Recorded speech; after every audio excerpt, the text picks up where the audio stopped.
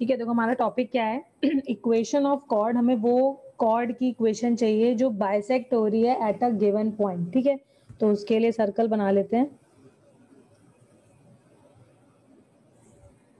हमने कॉर्ड ले ली, ठीक है, कॉर्ड ए बी है, ठीक है, जिसका मिड पॉइंट हमें गिवन है। ठीक है ना, देखो क्या लिखा है, हमें वो कॉर्ड चाहिए जो बाइसेक्ट हो रही है एट अ गिवन पॉइंट, यानी कि ये point which is mid point of the chord that is given to us. और हमें क्या निकालना है, हमें इक्वेशन ऑफ ए बी लिखनी है। ओके, तो देखो इसको कैसे निकालोगे, एनी आइडिया?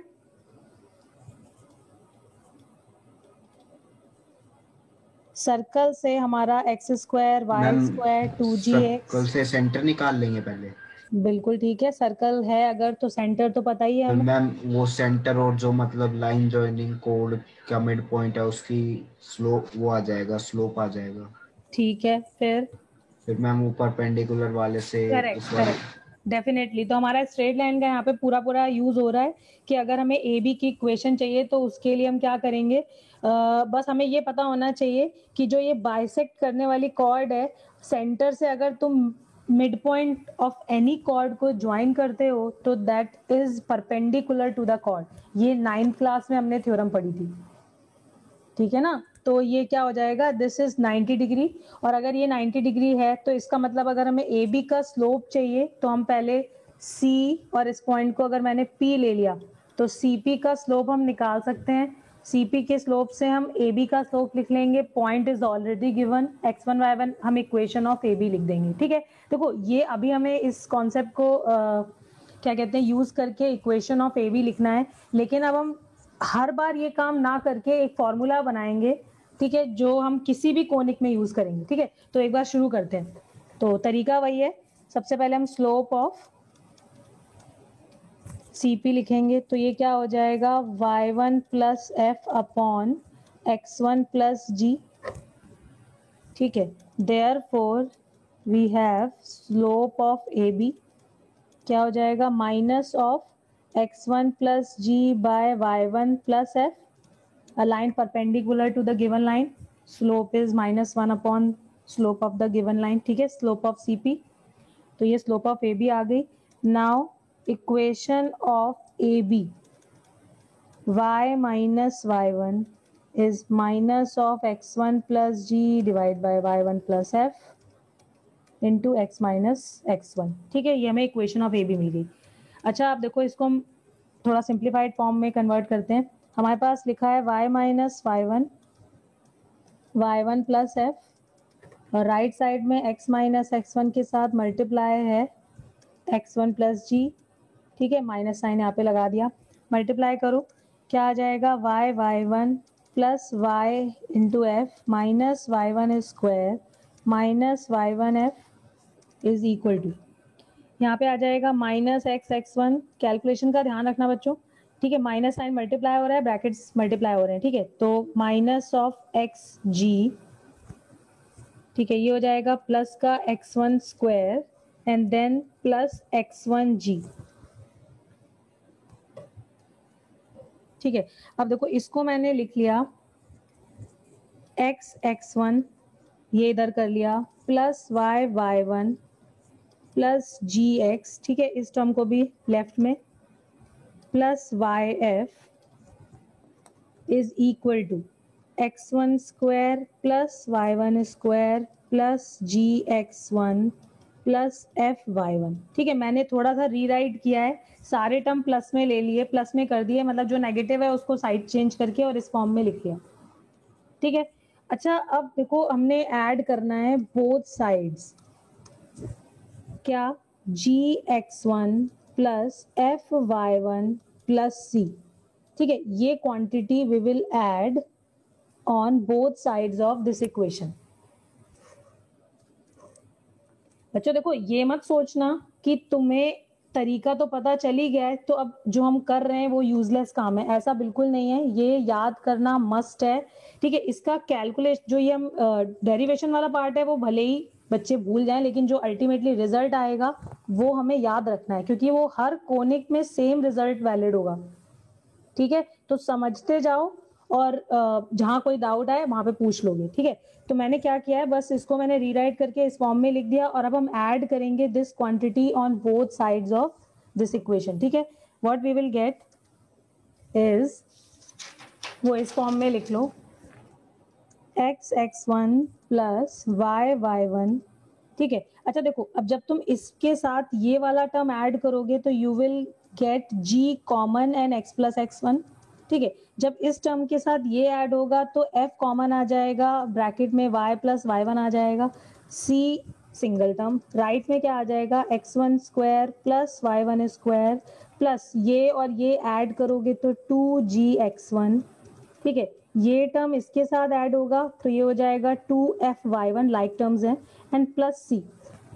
ठीक है, अब देखो हमारे पास एक लंबा चौड़ा सा एक्सप्रेशन दिख रहा है। ठीक है, इसको देख के डरने की जरूरत नहीं है। अब इससे पहले हम इसको कुछ नेम करें, मैं तुम्हें कुछ बताती हूँ। सपोज हमारे पास ये कर्व है, x square plus Y square plus 2gx plus 2fy plus c equal to 0। ठीक है, कोई भी कोनिक सेक्शन है, तुम उसको, अगर वो जो कर्व है उसको हम s से रिप्रेजेंट करते हैं, क्योंकि ये general equation of second degree से डिराइव्ड है। ठीक है, वहीं से आया है, तो सेकेंड डिग्री की इक्वेशन से आया है, तो इसको हम s से रिप्रेजेंट करेंगे। ठीक है, अब देखो इसमें हम क्या फॉर्म करेंगे, इसमें मैंने कुछ रिप्लेसमेंट्स दिए। रिप्लेस क्या करना है, हमने एक्स स्क्वायर को x(x1) सब्स्टिट्यूट करना है, रिप्लेस करना है। ठीक है, वाई स्क्वायर को y(y1), 2x को x plus x1 and 2y को y प्लस y1। ठीक है, अगर ये सारे रिप्लेसमेंट्स करोगे तो तुम्हारा जो s दिख रहा है उसको अब हम बोलेंगे t। ठीक है, और वो कैसी दिखाई पड़ेगी, x(x1), देखो ये रिप्लेसमेंट्स करते जाना इस कर्व के अंदर, देखो यही तो मिलेगा x(x1), y स्क्वायर को y(y1) लिख देंगे हम, 2gx है, इसमें से हमने g कॉमन किया तो 2x को we will write x plus x1। ठीक है, 2fy में से y को हमने कॉमन किया y plus y1 plus c। ठीक है, तो इस इक्वेशन को हम क्या बोलेंगे, t इक्वल टू 0। जो इक्वेशन हमें कर्व में ये सारे रिप्लेसमेंट्स करने से मिलती है उसको हम क्या बोलेंगे, कोनिक में, किसी भी कोनिक के लिए दिस इज वैलिड। ठीक है, इसलिए याद रखना कंपलसरी है। ठीक है, इससे हमारी आधे से ज्यादा प्रॉब्लम सॉल्व हो जाएगी। ठीक है, तो उसको हम क्या बोलेंगे, टी मैम 0। हाँ पारस बोलो। मैम मैं कह रहा था कि आपने एक टाइप से शिवांशु रूट्स ही है, I निकाले think। ना। शिवांशु बोल रहा है ना। Yes ma'am. हाँ नहीं, रूट्स नहीं निकाले, देखो ये कहाँ से आया ये मैं तुम्हें बाद में बताऊंगी, इसकी अभी जरूरत नहीं है, लेकिन अभी तुम्हें ये रिप्लेसमेंट्स किसको क्या रिप्लेस करना है वो याद रखना जरूरी है। ठीक है, ये रूट्स वूट्स से नहीं आया है। ओके ठीक है, इसका लॉजिक कुछ और है ये हम प्रूव कर लेंगे, आसान सा है, लेकिन अभी नहीं, अभी बस तुम जैसा जैसा पढ़ाते जा रहे हो वैसे वैसे पढ़ते जाओ। ठीक है, हमने क्या किया, अगर हमने ये सारे रिप्लेसमेंट्स दिए अपनी s इक्वल टू 0 में, तो हमें क्या मिल जाएगा, वो इक्वेशन को हम बोलेंगे t इक्वल टू 0। ठीक है, अच्छा अब मैंने क्या किया, अब मैंने एक्स वाई के प्लेस पर अगर x1 y1 डाल दिया, किसमें, इस फिर से इस कर्व में। ठीक है, तो देखो अभी हमें क्या मिल जाएगा, हमें मिल जाएगा x1 स्क्वायर, एक्स वाई की जगह x1 y1। ठीक है, तो हमें मिल जाएगा x1 square plus y1 square plus 2gx1 plus 2fy1 plus c equal to 0। इसको हम क्या बोलेंगे, curve at the point which is s1 equal to 0। ठीक है, तो ये चीजें तुम्हें एकदम याद रखनी है कि what is s equal to 0, यानी कि कर्व की वैल्यू है, जो कर्व लिखा हुआ है उसको हम s इक्वल टू 0 सिंबल दे रहे हैं। ठीक है, ये कोई भी कोनिक सेक्शन हो सकता है। अगर हमने ये सारे रिप्लेसमेंट्स कर दिए तो अब हमारा कर्व कन्वर्ट हो जाएगा t इक्वल टू 0 में। ठीक है, यहाँ पर x1 y1 क्या है वो हम अभी बाद में देखेंगे, अभी बस इतना याद रख लो कि अगर हमने ये रिप्लेसमेंट्स दिए तो हमारा क्या मिल जाएगा, हमें t इक्वल टू 0 मिल जाएगा, ठीक है। और अगर मैंने x, y को x1 y1 से रिप्लेस कर दिया, ठीक है, तो हमें क्या मिल जाएगा, curve at the point x1 y1, मतलब उसको हम कैसे रिप्रेजेंट करेंगे, s1 इक्वल टू 0, ठीक है। ये सारी चीजें रखनी है हमें याद, ओके। और अब आ जाओ back to our this expression जो हमने लिखी है, equation of chord whose mid point is given, ठीक है। हमने किस कॉर्ड की इक्वेशन लिखी है, देखो हमने यही तो लिखी है, हमने कॉर्ड ए बी की इक्वेशन लिखी है जिसका मिड पॉइंट हमें गिवन था, ठीक है। वो हमने प्रॉपर अपने मेथड से लिखी है और हम यहां तक पहुंच गए, कहां तक, इस इक्वेशन तक, ठीक है। तो अब ये इतनी बड़ी सी इक्वेशन हम सिर्फ 2 वर्ड्स में लिख सकते हैं, कैसे, यूजिंग द जो मैंने ये तुम लोग को ये रिप्लेसमेंट्स बताए हैं, जरा चेक करो। जो लेफ्ट साइड में लिखा हुआ है, this is t equal to 0, isn't it. देखो t हमने कैसे लिखा था, अगर x1 y1 x स्क्वायर, मतलब ये जो रिप्लेसमेंट से हमें जो इक्वेशन मिली है, this is t equal to 0, और बिल्कुल वही लिखा है जो left side of this equation में लिखा हुआ है, फाइन। तो लेफ्ट साइड में सिर्फ t इक्वल टू 0 लिखा हुआ है, मतलब t इक्वेशन लिखी हुई है, t एक्सप्रेशन लिखा हुआ है, राइट। और राइट में क्या लिखा हुआ है, जरा देखो, this is curve at the point. Can you see, हमारा कर्व क्या था, सर्कल था। और अगर मैंने इसमें एक्स वाई के प्लेस पर x1 y1 रिप्लेस कर दिया तो हमें क्या मिल जाएगा, curve at the point and which is here, ठीक है। और इसको हम क्या लिखेंगे, S1। These are the symbols जो हम through out our conic section में यूज करेंगे, इसलिए तुम्हारे पास कोई ऑप्शन नहीं है कि तुम इसको छोड़ दो, ठीक है। और मोस्ट ऑफ द क्वेश्चन आराम से सॉल्व हो जाएंगे, ठीक है। कैलकुलेशन कम होगा, टाइम कम लगेगा एंड एवरीथिंग, ठीक है। तो तुम्हारे पास बेसिकली उस कर्व की वो लाइन की इक्वेशन आ गई जिसका मिड पॉइंट गिवन है, ठीक है।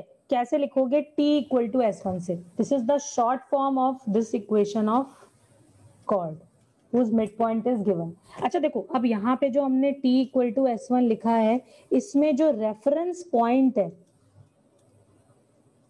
रेफरेंस पॉइंट तुम्हें पता होना चाहिए, वो याद रखना जरूरी है, that is x1 y1 and which is mid point of AB।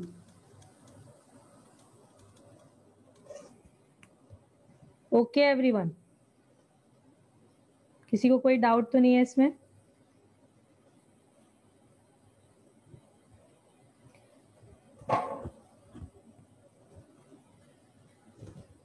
Ma'am थोड़ा ऊपर कर दो, थोड़ा ऊपर कर दूं, ओके बस, यस मैम। हाँ ठीक है, फटाफट नोट करो, मैम हो गया, इसको यूज करके देखते हैं, आगे बढ़े। Yes ma'am.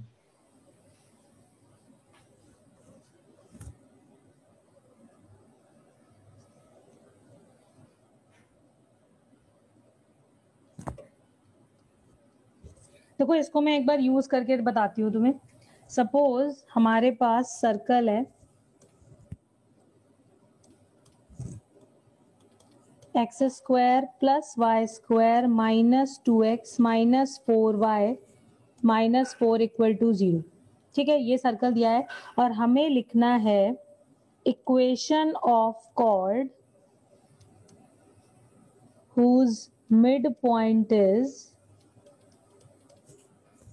2,3, ठीक है। तुम्हें इस सर्कल में वो कॉर्ड लिखनी है जिसका मिड पॉइंट गिवन है, ठीक है। तो अब तुम्हें कुछ सोचने की जरूरत नहीं है, तुम्हें बस याद क्या रखना है, t is equal to S1।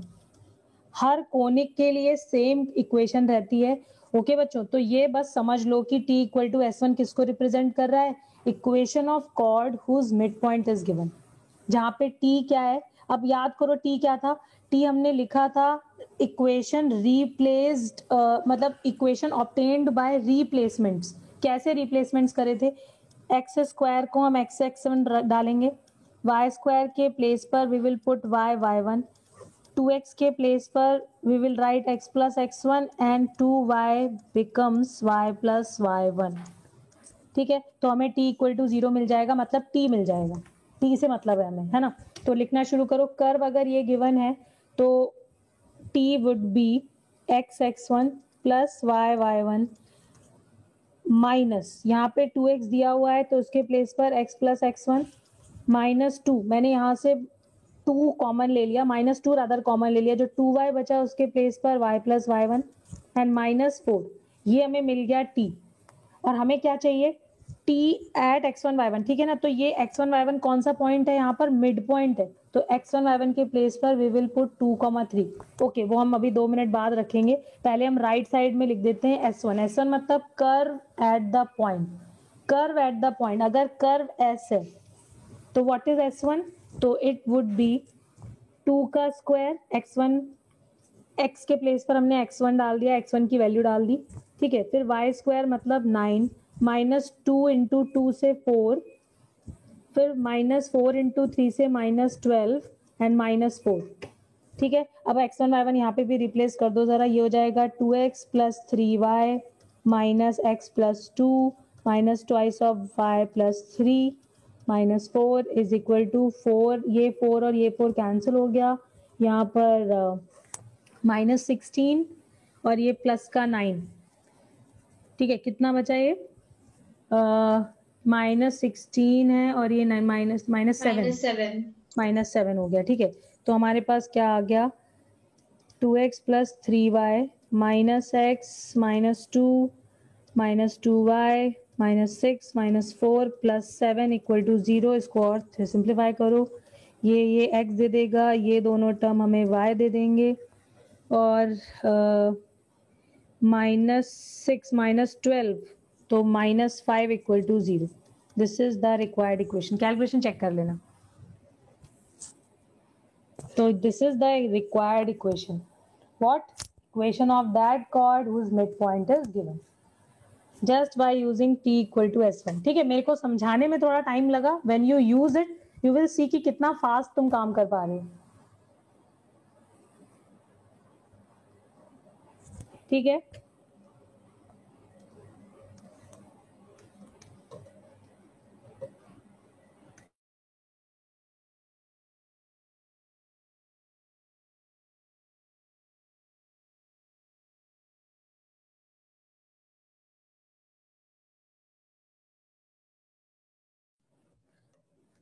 हाँ, आगे बढ़ते हैं। मैम हाँ बोलो। मैम आपकी आवाज नहीं आ रही थी मैम, एक बार आप हम ये समझा दो कि मैम हाँ, इंसर्ट कैसे करा आपने। एग्जैक्टली क्या मतलब, क्या रिप्लेसमेंट वाली इक्वेशन? Yes ma'am. नहीं, देखो, तुमने अगर t लिखना है किसी भी कर्व के लिए, किसी भी कोनिक के लिए अगर t लिखना है तो हमें क्या कैसे मिलेगी वो, हमें ये रिप्लेसमेंट्स याद रखने पड़ेंगे, ठीक है। कि तुम्हें एक्स स्क्वायर की जगह एक्स x1 डालना है, वाई स्क्वायर के प्लेस पे वाई y1, 2x के प्लेस पे x plus x1 and 2y के प्लेस पर y प्लस y1, ठीक है। यहाँ पर इस इक्वेशन के लिए जो रेफरेंस पॉइंट है वो क्या है, mid point of that chord, ठीक है। यानी कि जो x1 y1 तुम हर जगह यूज कर रहे हो वो क्या है, यहाँ पर 2,3 दैट इज गिवन, ठीक है शिवांशु। तो तुम देखो अपनी इक्वेशन में एक्स स्क्वायर की जगह एक्स x1 डाल दिया, वाई स्क्वायर के प्लेस पे वाई y1, यहाँ पे 2x था, माइनस बाहर करा, यहाँ पर ये वैल्यू डाल दी, फिर यहाँ से माइनस 2 कॉमन लिया तो हमारे पास 2y बच गया, जिसकी जगह पे मैंने y प्लस y1 लिख दिया माइनस 4, और अब x1 y1 जहां पर भी दिख रहा है वहां पे 2,3 पुट कर दो। ओके शिवांशु। ओके। और S1 कैसे लिखा है, S1 is just curve at the point, curve मतलब S, curve at the point 2,3, यानी कि हर जगह x एंड y के प्लेस पर just put 2 and 3, simplify, you will get the chord required whose midpoint is given, ठीक है। Yes ma'am. Okay, तो देखो अब आगे चलते हैं। एक और प्रॉपर्टी देखते हैं, अगर हमारा ये जो chord है उसका मिड पॉइंट गिवन है तो इसके बारे में एक बहुत इंपॉर्टेंट प्रॉपर्टी है जो याद रख लेते हो तो क्वेश्चंस में, देखो कोऑर्डिनेट ज्योमेट्री में एक चीज समझ लो कि तुम जितना याद रख पाते हो, ठीक है, जितने तरह तरह की चीजें हम अभी सीखते जाएंगे, वो जितना तुम याद रख पाओगे ना उतनी जल्दी कोऑर्डिनेट के क्वेश्चंस निकलेंगे, ठीक है। तो जरा देखो, अगर सपोज हमने फिर से ये कॉर्ड बना ली जिसका ये पॉइंट मिड पॉइंट था x1 y1, ठीक है, ये कॉर्ड ए बी हो गई। अच्छा देखो, अब हमारा जो यहाँ पर प्रॉपर्टी है वो ये कहती है कि तुम इस पॉइंट से जो भी कॉर्ड ड्रॉ करोगे, ठीक है, A B is the smallest chord possible. एक प्रॉपर्टी हमने 10th क्लास में पढ़ी थी, क्या पढ़ी थी, अगर मान लो ये सर्कल है और ये सेंटर है, तो अगर तुम कॉर्ड पासिंग थ्रू सेंटर बनाओगे तो this is the largest chord possible which is diameter. Yes, everyone knows that, है ना। अच्छा, अब हम जैसे जैसे सेंटर से दूर होते जाएंगे, ठीक है, कॉर्ड की जो लेंथ है वो कम होती जाएगी। यस, इसका और इससे रेसिप्रोकल रिलेशन क्या होता है, वो कॉर्ड सेंटर से उतनी ही मान लो कॉर्ड की लेंथ कम होती जा रही है तो वो सेंटर से उतना ही दूर होती जाएगी। तो they are reciprocally basically related. Reciprocal related, या फिर ये कह लो कि एक चीज बढ़ रही है तो दूसरी चीज घट रही है। यहाँ पर मेरा मतलब है 1 वाला रिलेशन नहीं है, यहाँ पर सब्ट्रैक्शन हो रहा है एक्चुअली। क्योंकि तुम देखो, अगर तुमने मान लो कोई भी से ये हमारी मिड पॉइंट वाली कॉर्ड है, ठीक है, और तुमने लिखना है से this point is C, this point is P, this point is B, ठीक है, तो यहां से अगर सी पी स्क्वायर लिखोगे तो किसके बराबर होगा, it will be C B square minus P B square, ठीक है। या फिर इसको ऐसे लिख लो पी बी स्क्वायर, तब रिलेशन अच्छा दिखाई पड़ेगा। P B square is C B square minus C P square, ठीक है। मतलब कि अगर कॉर्ड सेंटर से जितना दूर होगी, ठीक है, यानी कि सीपी की वैल्यू को जितना बढ़ाओगे पीबी उतना ही कम होता जाएगा। बच्चों, आर यू गेटिंग इट? अगर इसमें कंफ्यूज हो रहे हो तो तुम लोग को, ठीक है, यू नो दैट रिलेशन की कॉर्ड सेंटर से जितना दूर होती जाएगी वो उतनी छोटी होती जाएगी। Yes everyone, Pihu, Yes, yes, you ma'am. Remember that?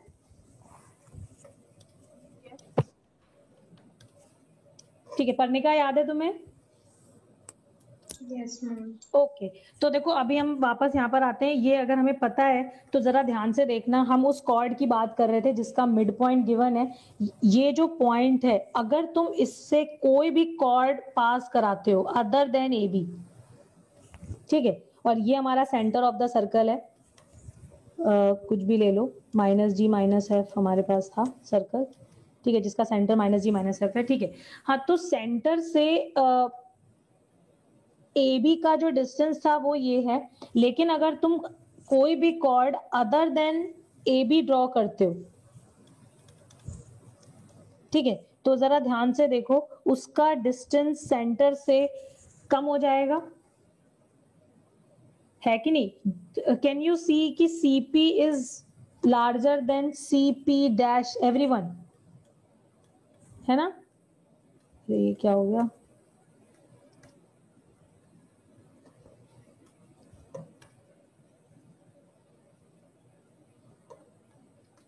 हाँ, तो अगर ये पॉइंट पी डैश है, स्क्रीन शेयरिंग बंद हो गई। अच्छा अच्छा, एक सेकेंड चेक करती हूँ मैं क्या हो गया।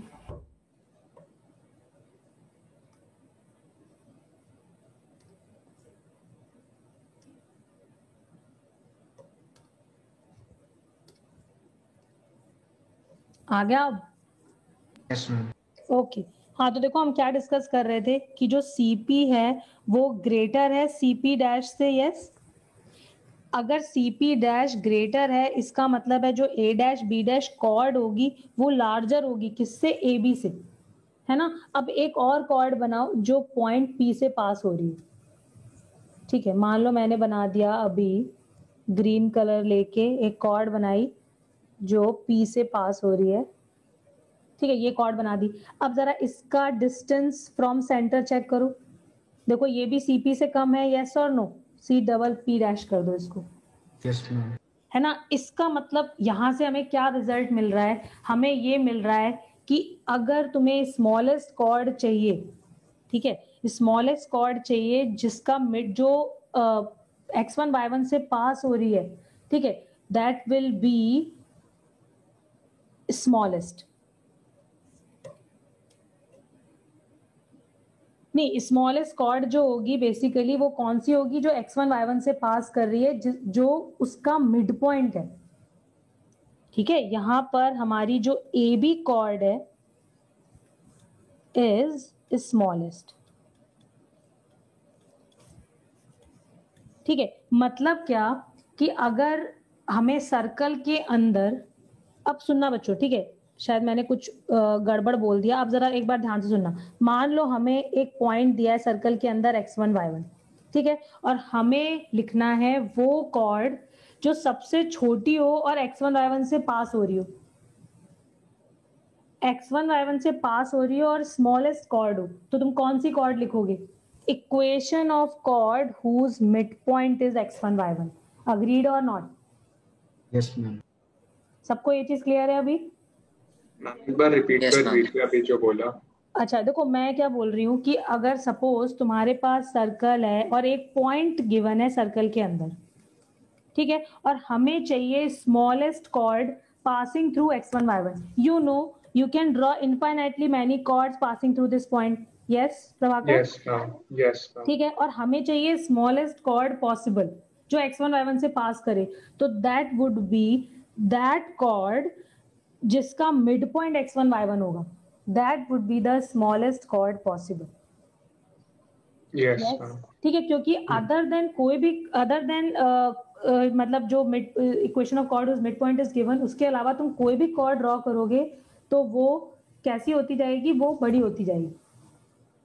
ठीक है, क्योंकि वो सेंटर से पास में आती जाएगी।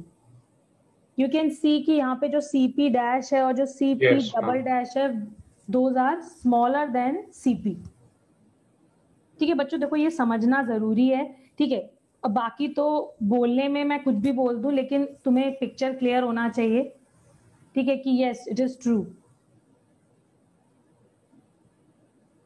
ओके, अब देखो क्वेश्चन कैसा पूछा जाता है।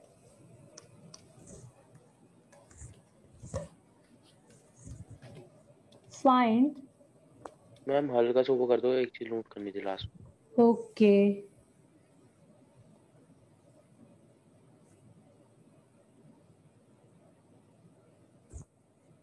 हो गया।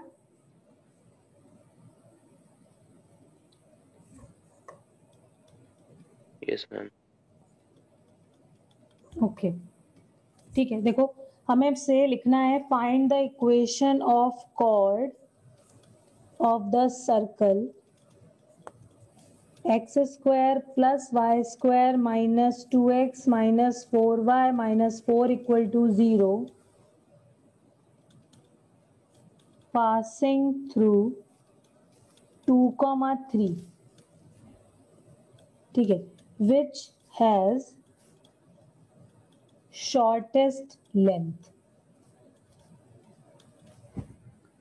ठीक है, तो go ahead, read the question and give the answer।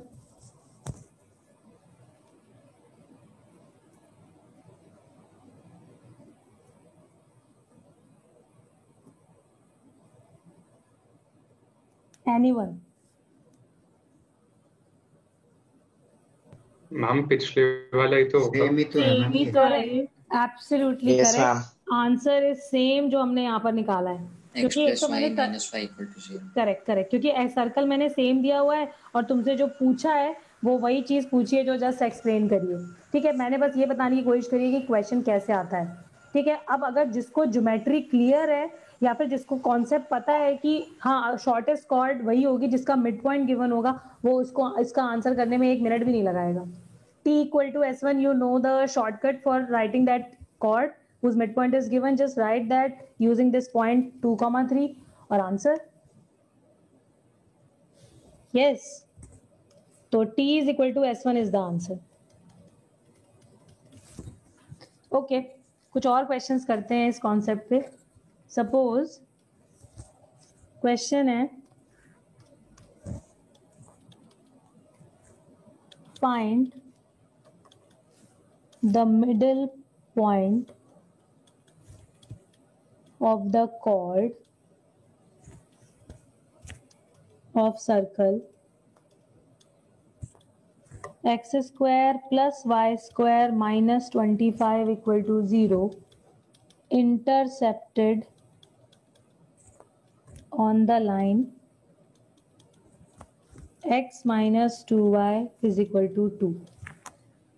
ठीक है, तुम्हें मिडल पॉइंट ढूंढना है of that chord of the circle intercepted on the line this.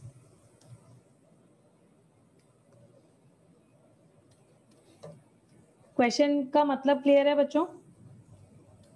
Parnika clear है क्वेश्चन का मीनिंग? Yes ma'am. ओके ठीक है, तो सोचो।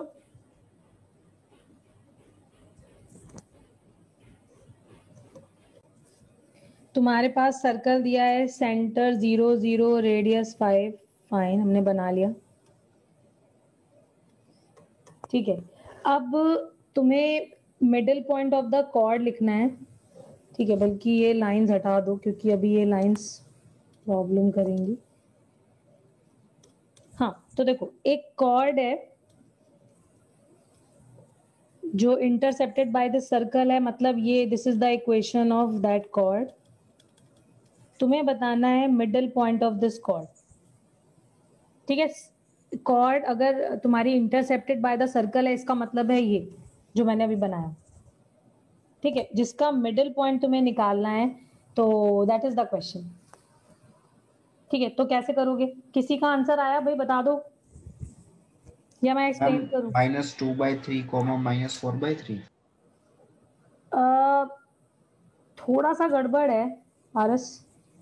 एनीवन, प्रभाकर तुमने करा? मैम मेरा 1 और -2 आ रहा है। अच्छा, एक बार चेक करते हैं। ठीक है, देखो तुम्हारे पास अगर ये कॉर्ड है, इसका मिडिल पॉइंट तुम्हें चाहिए,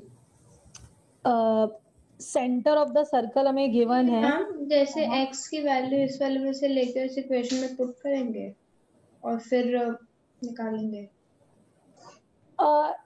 okay Parnika, what you are saying, if I am not क्या कहते हैं, नॉट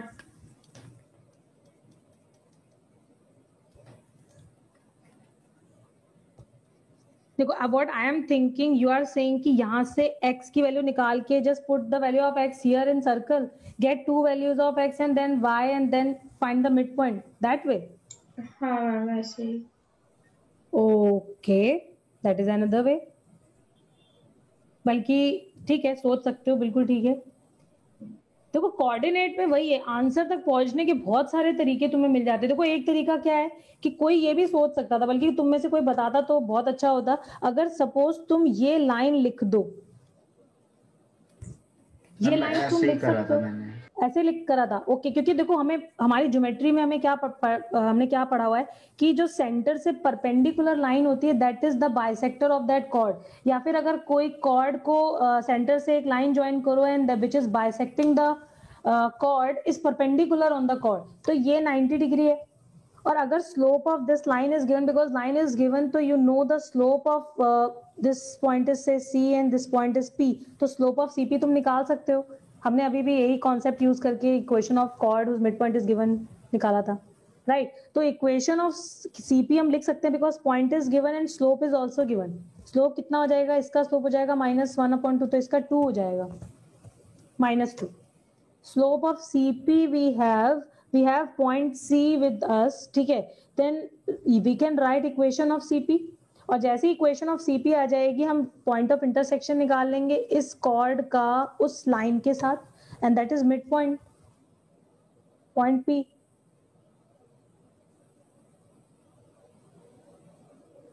ये भी तो एक तरीका है,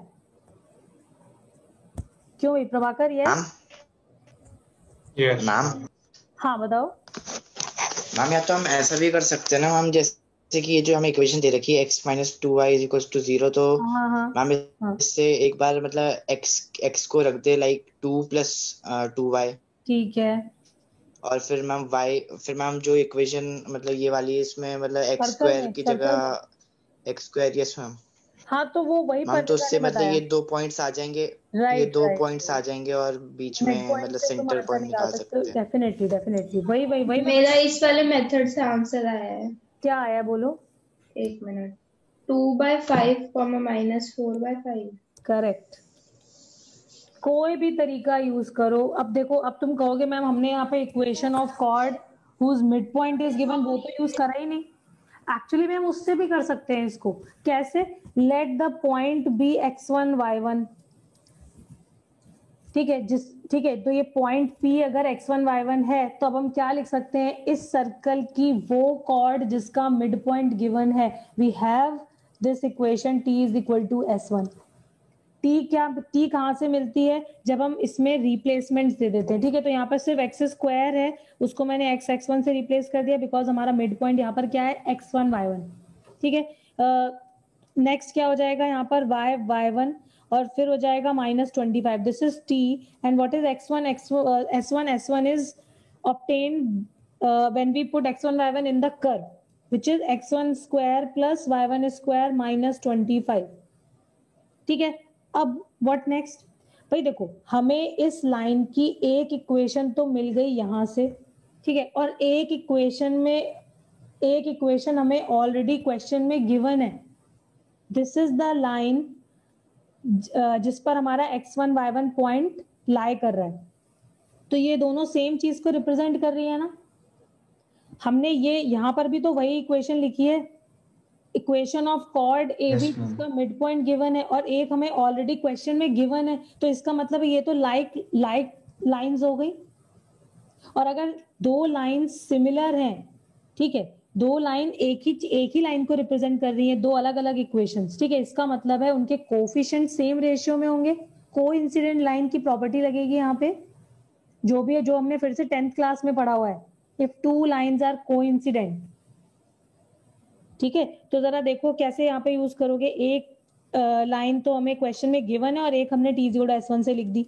इसको मैंने लिख दिया इस फॉर्म में, -25 माइनस x1 स्क्वायर माइनस, इसको प्लस कर देते हैं, माइनस कॉमन ले लेंगे, ठीक है। तो -25 इक्वल टू 0, यहाँ से 25 will get cancel out and you have x1 plus y1 minus of x1 square plus y1 square equal to 0, and one line is this, which is x minus 2y minus 2 equal to 0, and these two are representing the same line, therefore x1 upon 1, coefficient of x from both the lines, एक से x1 एक से 1, coefficient of y from both the lines, ऊपर y1 नीचे -2, and what about constant term, ऊपर वाली line से x1 square plus y1 square and नीचे वाली लाइन से 2, ठीक है। अब बस हमें यहाँ पे क्या करना है, हमें कोई भी दो को ले लो एक साथ, इसको ले लिया, इन दोनों को ले लिया, ठीक है, और x1 y1 की वैल्यू निकालनी है, ठीक है।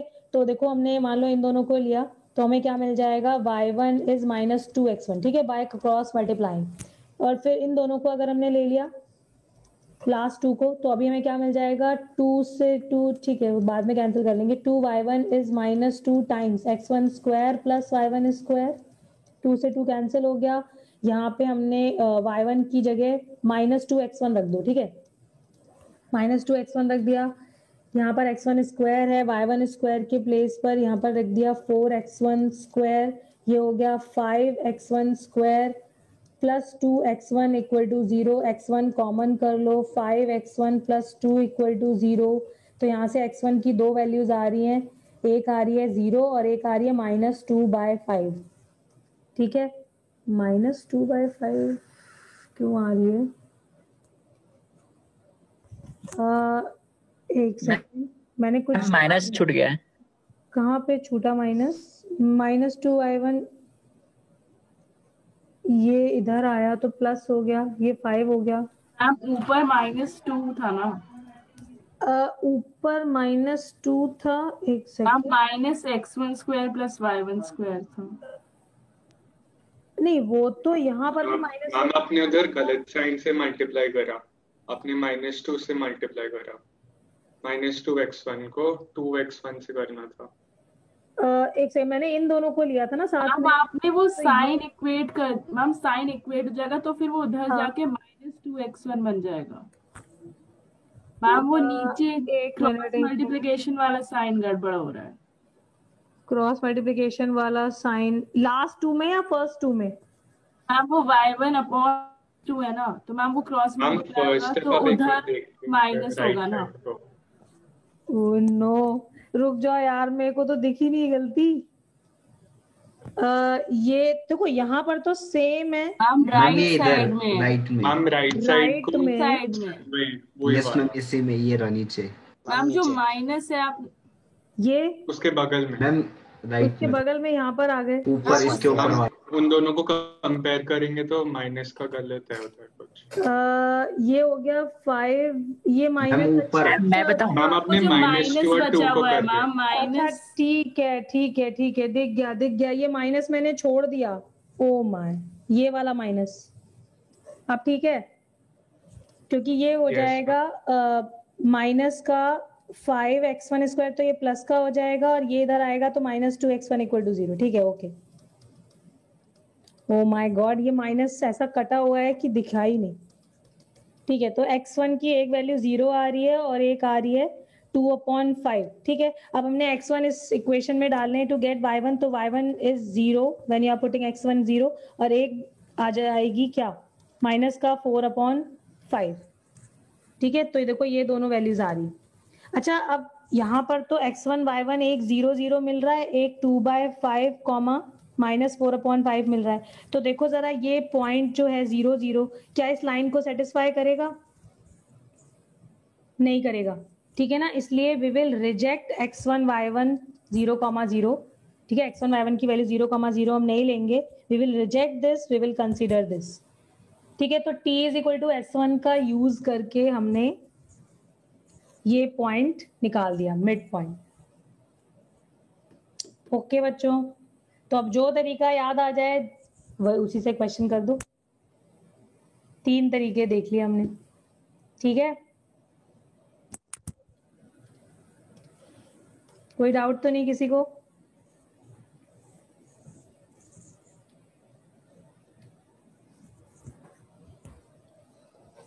मैम हल्का सा ऊपर करके नोट करना है। ओके, लो फटाफट करो। मैम इतना ही। Okay,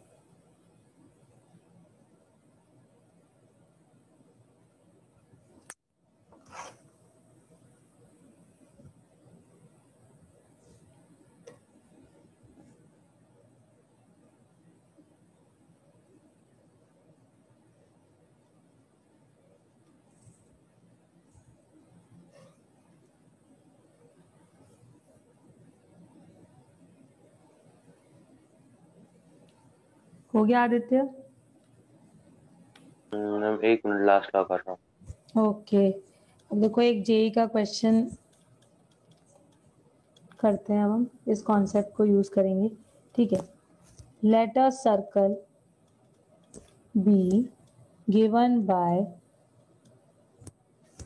2x x minus a plus y 2y minus b equal to 0। ठीक है, यहाँ पर a कॉमा b नॉट 0 है। Find the condition on a and b if two chords each bisected by x-axis can be drawn from a comma b by 2। ठीक है, circle given है, हमें condition निकालनी है ए एंड बी पर। If two chords each bisected by x axis can be drawn from this point. ठीक है, तो एक बार चेक कर लो कि this point lies on the circle और नॉट।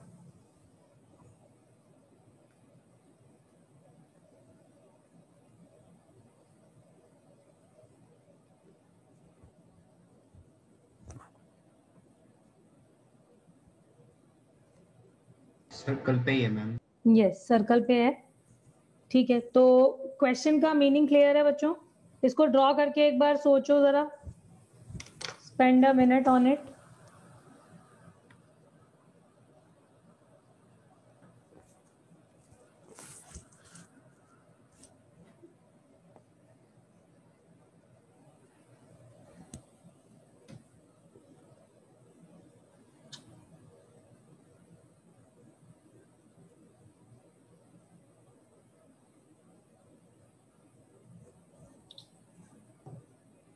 हाँ श्रद्धा, समझ में आया क्या बोल रहा है क्वेश्चन?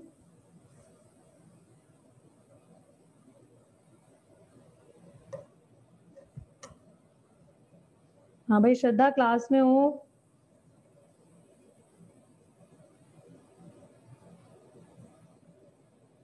हाँ क्लास में है।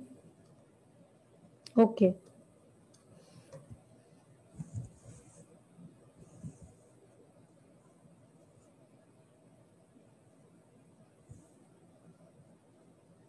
आदित्य, तुमने शुरू किया?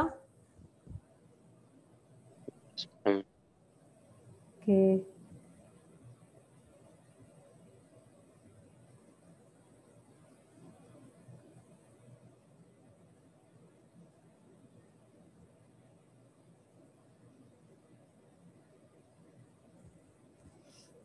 देखो, थोड़ा सा हिंट कर देती हूँ मैं।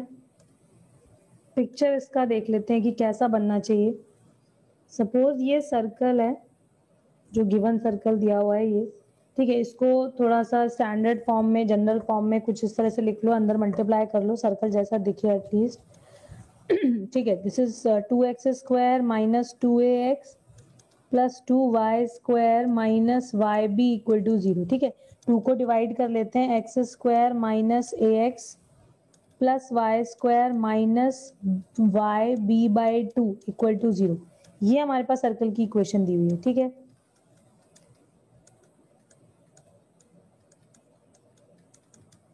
इस सर्कल का सेंटर दिखाई पड़ रहा है। सेंटर कैसे लिखोगे? 2gx से कंपेयर करो इस पार्ट को, तो ये आ जाएगा a बाई 2, और 2fy से कंपेयर करोगे तो ये आ जाएगा b बाई 4। ठीक है, माइनस जी माइनस एफ लगा दिया हमने, तो सेंटर हमें मिल गया। This is a by 2 comma b by 4। ठीक है, अब देखो क्वेश्चन क्या कह रहा है। ये कह रहा है कि हमने a और b पे कंडीशन निकालनी है, जबकि एक कॉर्ड, तुम्हें बेसिकली 2 कॉर्ड्स ड्रॉ करनी है फ्रॉम दिस पॉइंट। ठीक है, तो दिस पॉइंट से this point is here on the circle a comma b by 2। ये कॉर्ड हमें, ये पॉइंट हमें पता है सर्कल पर है। ठीक है, अब यहां से ऐसी 2 कॉर्ड होनी चाहिए। मान लो एक कॉर्ड मैंने ऐसी बना दी और एक कॉर्ड ऐसी बना दी। ठीक है, जो एक्स एक्सिस से बाइसेक्ट हो, मतलब देखो बच्चों, इसमें मैं एक्स एक्सिस की पोजीशन थोड़ा चेंज कर रही हूँ, तो इससे ज्यादा कंफ्यूज मत होना। सर्कल को घुमा के ऐसे रख दो कि ये एक्स एक्सिस बेसिकली हॉरिजॉन्टल आ जाए, तो वो हम कर सकते हैं एनी टाइम। मान लो ये एक्स एक्सिस है, ठीक है, तो इस पॉइंट से you can draw 2 chords to the circle. ठीक है, और वो दोनों कॉर्ड्स कैसी होनी चाहिए? एक्स एक्सिस के साथ बाइसेक्ट होनी चाहिए, मतलब एक्स एक्सिस उसको बाइसेक्ट करनी चाहिए। मतलब अगर हमने एक्स एक्सिस पे पॉइंट लिया, तो से दिस पॉइंट इज h, 0, तो h, 0 is mid point of this chord drawn from a, b by 2। तो अब तुम्हें a और b पे कंडीशन लेकर आनी है समाओ। तो क्या किया जाए? किसी ने कुछ सोचा कैसे करें? आयुष क्लास में हो? आयुष? Yes ma'am. ओके, इससे पहले भी मैंने कुछ पूछा था, तुमने रिप्लाई नहीं करा। मैम फिर आदित्य कुछ बोलने लगा था। अच्छा अच्छा, ओके, तो कुछ सोचा कैसे करा जाए, कैसे शुरू करें? मैम सोच रहा हूँ, एक second. Okay okay,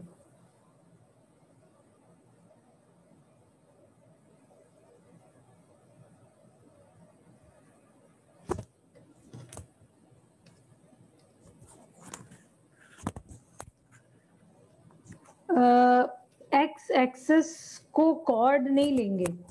x axis तो कुछ ऐसे जा रही है कि ये दोनों कॉर्ड्स बाइसेक्ट हो रही हैं। ओके प्रभाकर, ये एक्स एक्सिस है और ये दोनों कॉर्ड्स हैं। X axis is bisecting both the chords. उसका सेंटर ढूंढ लेंगे तो उसका सेंटर ढूंढ लोगे तो नहीं, हमें तो ए और बी तक पहुंचना है, ए और बी की कंडीशन तक पहुंचना है, तो ऐसा कुछ यूज करना है जो तुम्हें पहले से पता है। ठीक है, यहां पर सब कुछ गिवन है।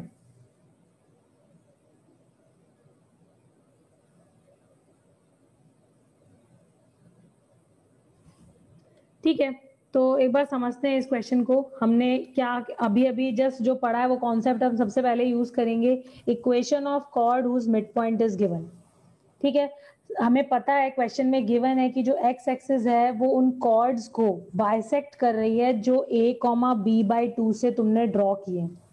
ठीक है, तो अगर वो पॉइंट मैंने h,0 ले लिया, ठीक है, तो इसका मतलब है हमें वो कॉर्ड लिखनी है जिसका मिड पॉइंट गिवन है, जबकि कर्व हमारे पास है। कर्व क्या है? Circle. x² y² minus ax minus b/2y। ठीक है, तो अब इसके लिए h,0 अगर रेफरेंस पॉइंट लोगे तो हमें t is equal to S1 से क्या मिल जाएगा? अपनी required equation, required at least expression मिल जाएगा जो हमें यहाँ पर चाहिए। ठीक है, तो t is equal to S1 लगाओ। इस पॉइंट के लिए t कैसे लिखोगे? You have to replace x² by x(x1), x1 is h। बच्चों देखो डायरेक्ट लिख रही हूं मैं, प्लस y² के प्लेस पर you will write y1 is 0 minus a/2। मैंने कर दिया इसमें 2 का multiply divide so that we can replace 2x by x plus x1। ठीक है, तो जो 2x है उसकी जगह x प्लस x1 डाल दिया। x1 क्या है? h के बराबर। ठीक है, माइनस b/4 कर दो इसको, क्योंकि फिर से मैंने 2 का मल्टीप्लाई डिवाइड किया है in this term, and replace 2y by y plus y1 equal to 0। और y1 के प्लेस पर हमें क्या लिखना है? 0। ये हमें मिल गया t की वैल्यू। ठीक है, अब जरा S1 लिख देते हैं to get the equation of that chord. ठीक है, तो S1 would be just put the point in the curve.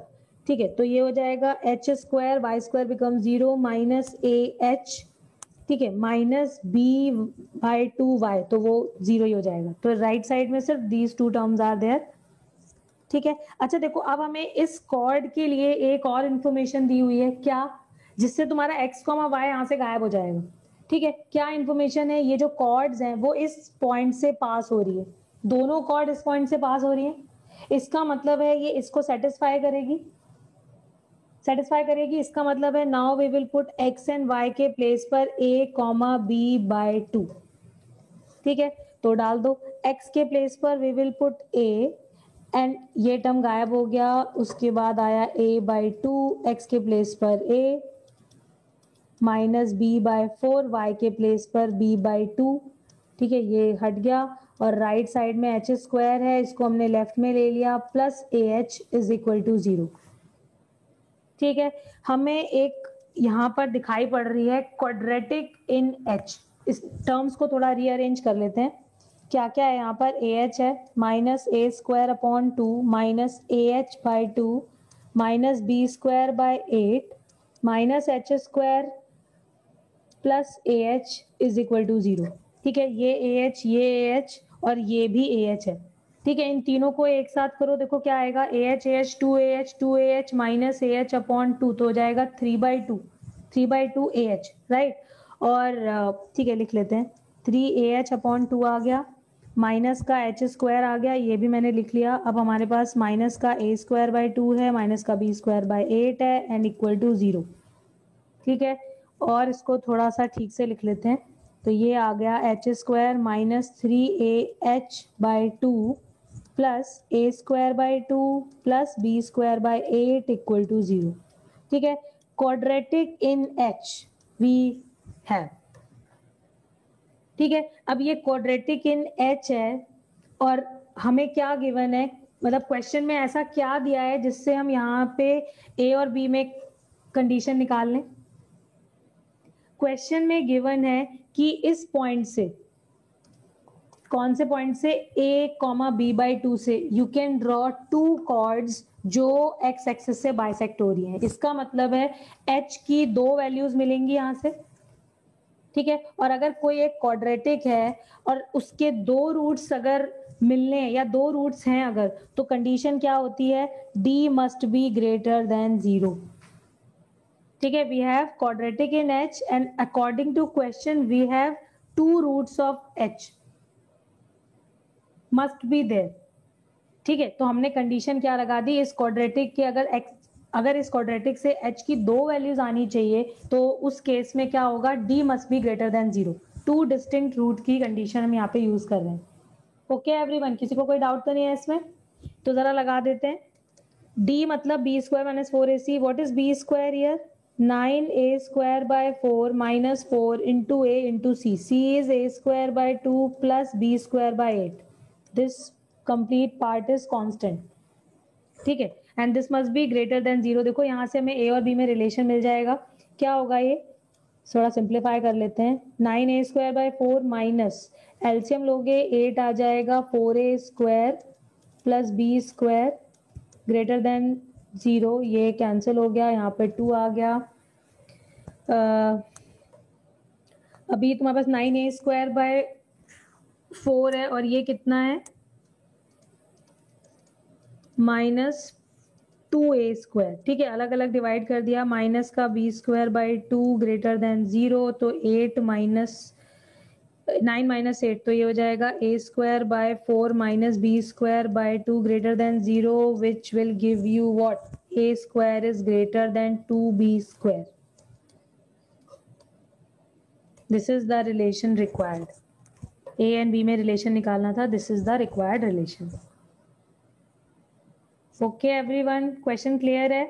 तो कुछ नहीं है, हमने बस अपना क्या यूज करा, एक तो equation of chord whose mid point is given, और फिर अकॉर्डिंग टू क्वेश्चन हमने d ग्रेटर देन 0 की कंडीशन लगा दी.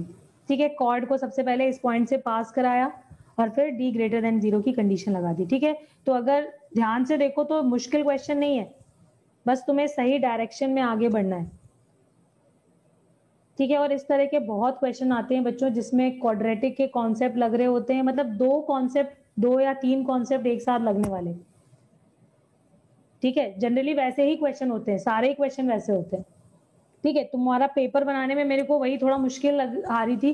क्यों? क्योंकि रीजन वही है कि अभी हमने 11th में कुछ चीजें हमारी बची हुई हैं और कुछ 12th की चीजें मिक्स होके क्वेश्चन मिल रहे थे मेरे को, जहां से भी मैं देख रही थी. ठीक है, तो बहुत टाइम लगा पेपर बनाने में. थोड़ा सा नीचे देखो. ओके, एक बार थोड़ा सा जूम आउट कर सकते हो ताकि सारा एक साथ दिख जाए. ठीक ठीक ठीक. Okay okay, that is available in view option, है ना? Zoom out. फाइन, अभी ठीक है? नहीं, यस मैम, थोड़ा सा और कर दो एक बार, हल्का सा. ओके, अब दिख रहा है? हाँ मैम, दिख रहा है. ओ माय गॉड, कैसा सा लग रहा है.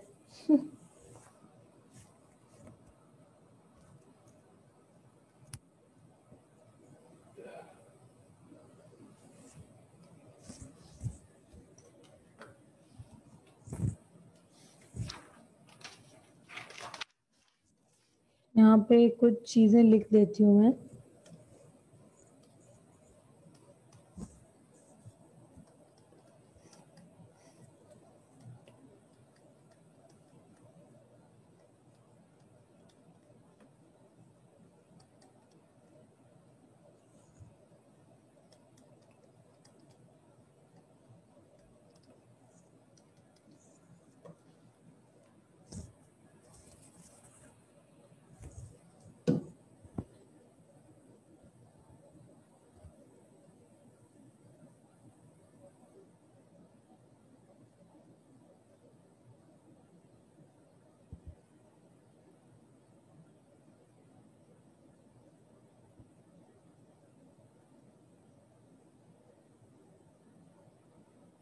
हो गया बच्चों? Yes ma'am, okay.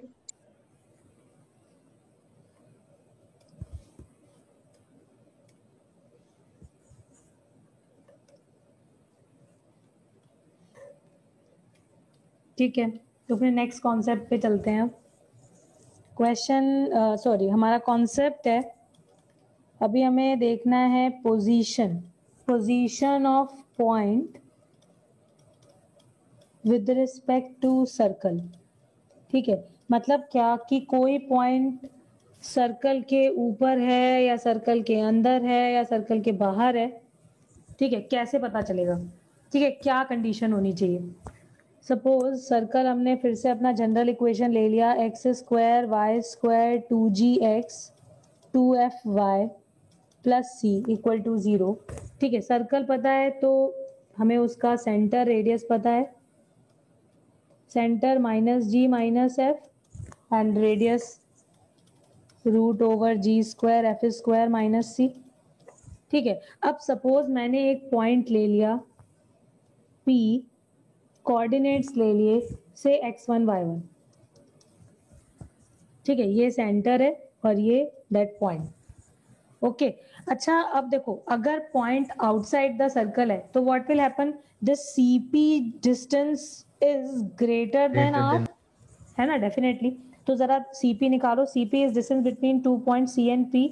ये हो जाएगी x1 प्लस जी का whole square plus y1 plus f का होल स्क्वायर, और ग्रेटर देन किसके हो जाएगी, root over G square plus F square minus C के। ठीक है, which is radius of the circle.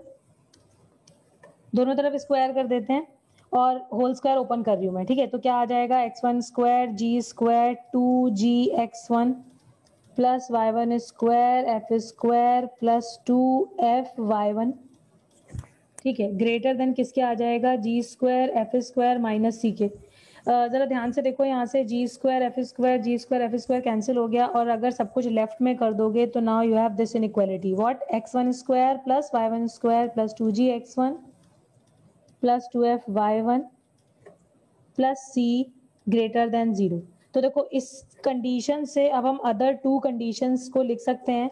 Can you सी बच्चों, देखो हमने वही जो थोड़ी देर पहले सिंबल्स यूज करे थे, तो ये क्या लिखा हुआ है, S1 लिखा हुआ है, सर्कल एट द पॉइंट। ठीक है, यहाँ पर जो रेफरेंस पॉइंट है वो एक पॉइंट गिवन है जहां से हम सर्कल की इक्वेशन मतलब सर्कल की इक्वेशन लिख रहे हैं एट दैट पॉइंट। ठीक है, तो ये S1 हो जाएगा, क्योंकि हमारा सर्कल अगर ऐसा है और एक पॉइंट x1 y1 है, तो जिस पर अगर तुम सर्कल की इक्वेशन लिखोगे तो हमें क्या मिल जाता है, S1 मिल जाता है, राइट। तो अब हम सब कुछ सिंबल के टर्म्स में याद रखेंगे। ठीक है, हमें क्या मिल रहा है, S1 greater than 0 if x1 y1 lies outside the circle। ठीक है, मतलब क्या, तुम्हारे पास सर्कल गिवन है, तुम्हारे पास एक पॉइंट गिवन है, और तुम्हें चेक करना है कि वो पॉइंट कहाँ पर है। तो हमें कुछ नहीं करना, हमें उस कर्व पे उस पॉइंट को डालना है। अगर सर्कल उस पॉइंट पर, मतलब S1 की वैल्यू ग्रेटर देन 0 हो गई, तो that means circle lies outside the circle, मतलब that point lies outside the circle. ठीक है, if S1 is less than 0 या S1 इज लेस देन 0 कब होगा, if x1 y1 point lies inside the circle। now we can say that, तुम खुद से drive भी कर सकते हो। ठीक है, क्योंकि ये रेडियस से कम होगा डेफिनेटली, एंड S1 की वैल्यू इक्वल टू 0 आ जाएगी if x1 y1 lies on the circle। किसी को कोई डाउट इसमें, आराम से हो जाएगा। से हमारे पास एक सर्कल दिया हुआ है जिससे मैं पूछूंगी वही आंसर करेगा। ये सबने समझ लिया है, यस, ओके। सर्कल दिया है x square y square minus x minus y minus 6 is equal to 0 and 1 point 1,2,1,2 you need to find position of this point with respect to this circle. ठीक है, अब 1 मिनट का time है, फटाफट निकालो, और जिससे मैं पूछूंगी वही आंसर करेगा, क्विक।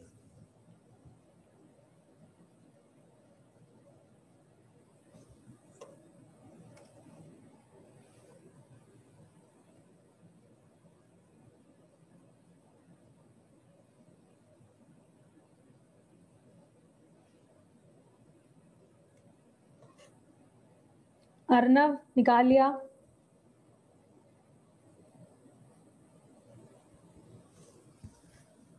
अर्नव माइक काम कर रहा है, नो आइडिया।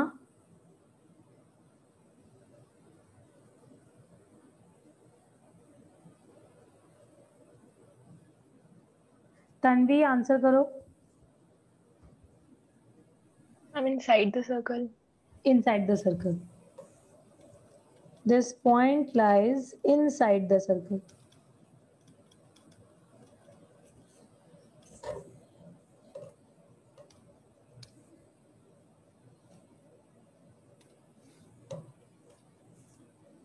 किसी को कोई डाउट नहीं है ना इसमें? हमने कुछ नहीं करना, ये पॉइंट सर्कल पे डालना है, S1 कैलकुलेट करना है, मतलब circle eight the point given.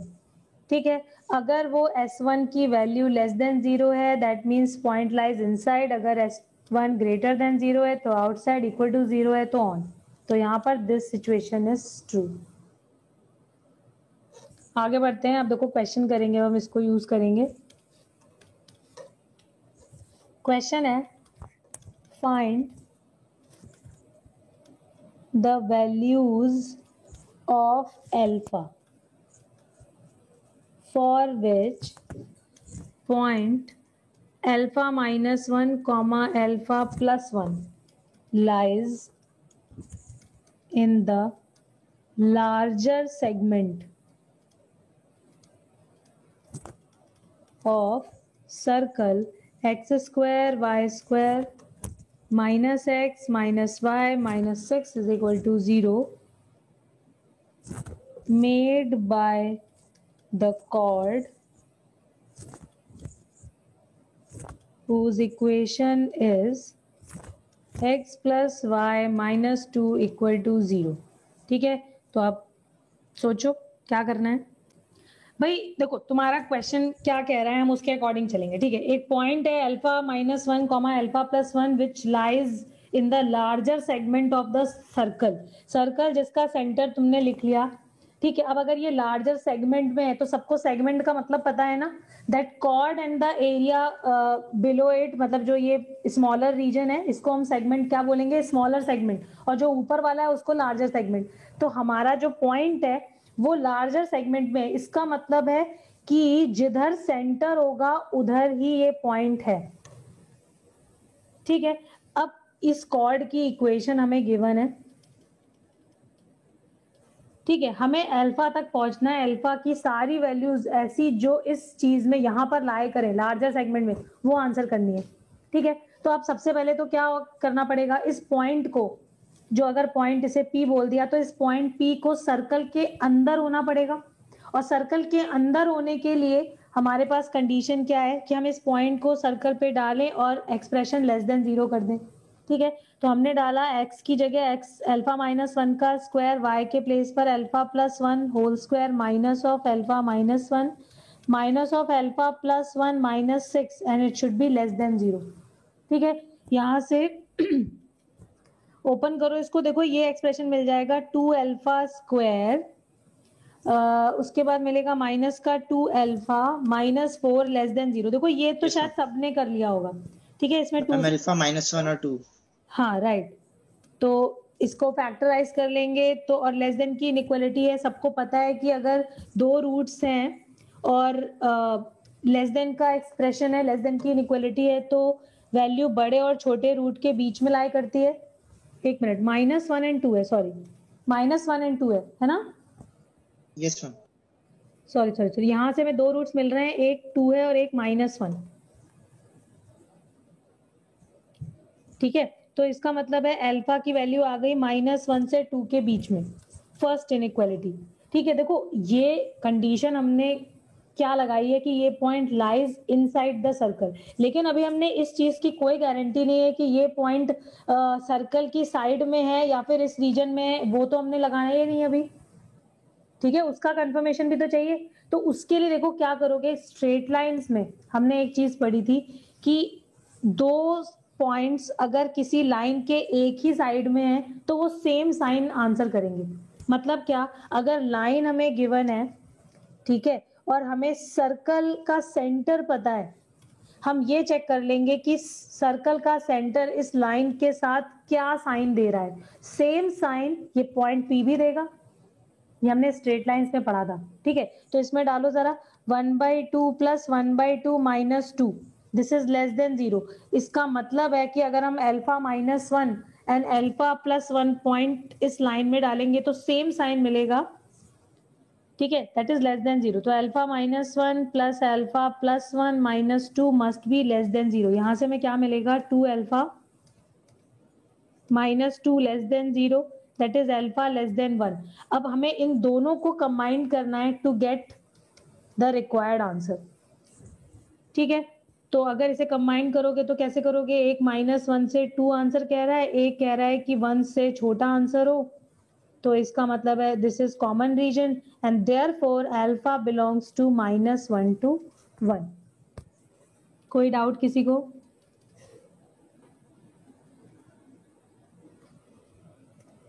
Pihu समझ आ गया? क्या कर लिया था? अब आ गया। ओके ठीक है। देखो एक फिर से ज्योमेट्री का क्वेश्चन देखो। क्वेश्चन है find the area of the region in which points satisfy inequalities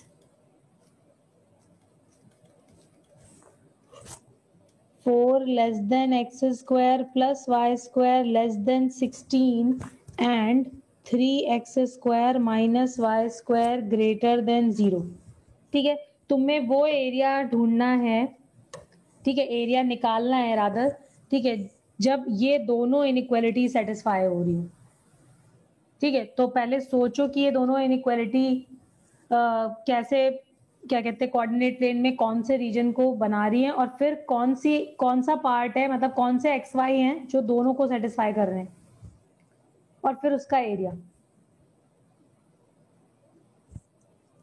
ठीक है, 1 मिनट ट्राई करो फिर हम डिस्कस करते हैं।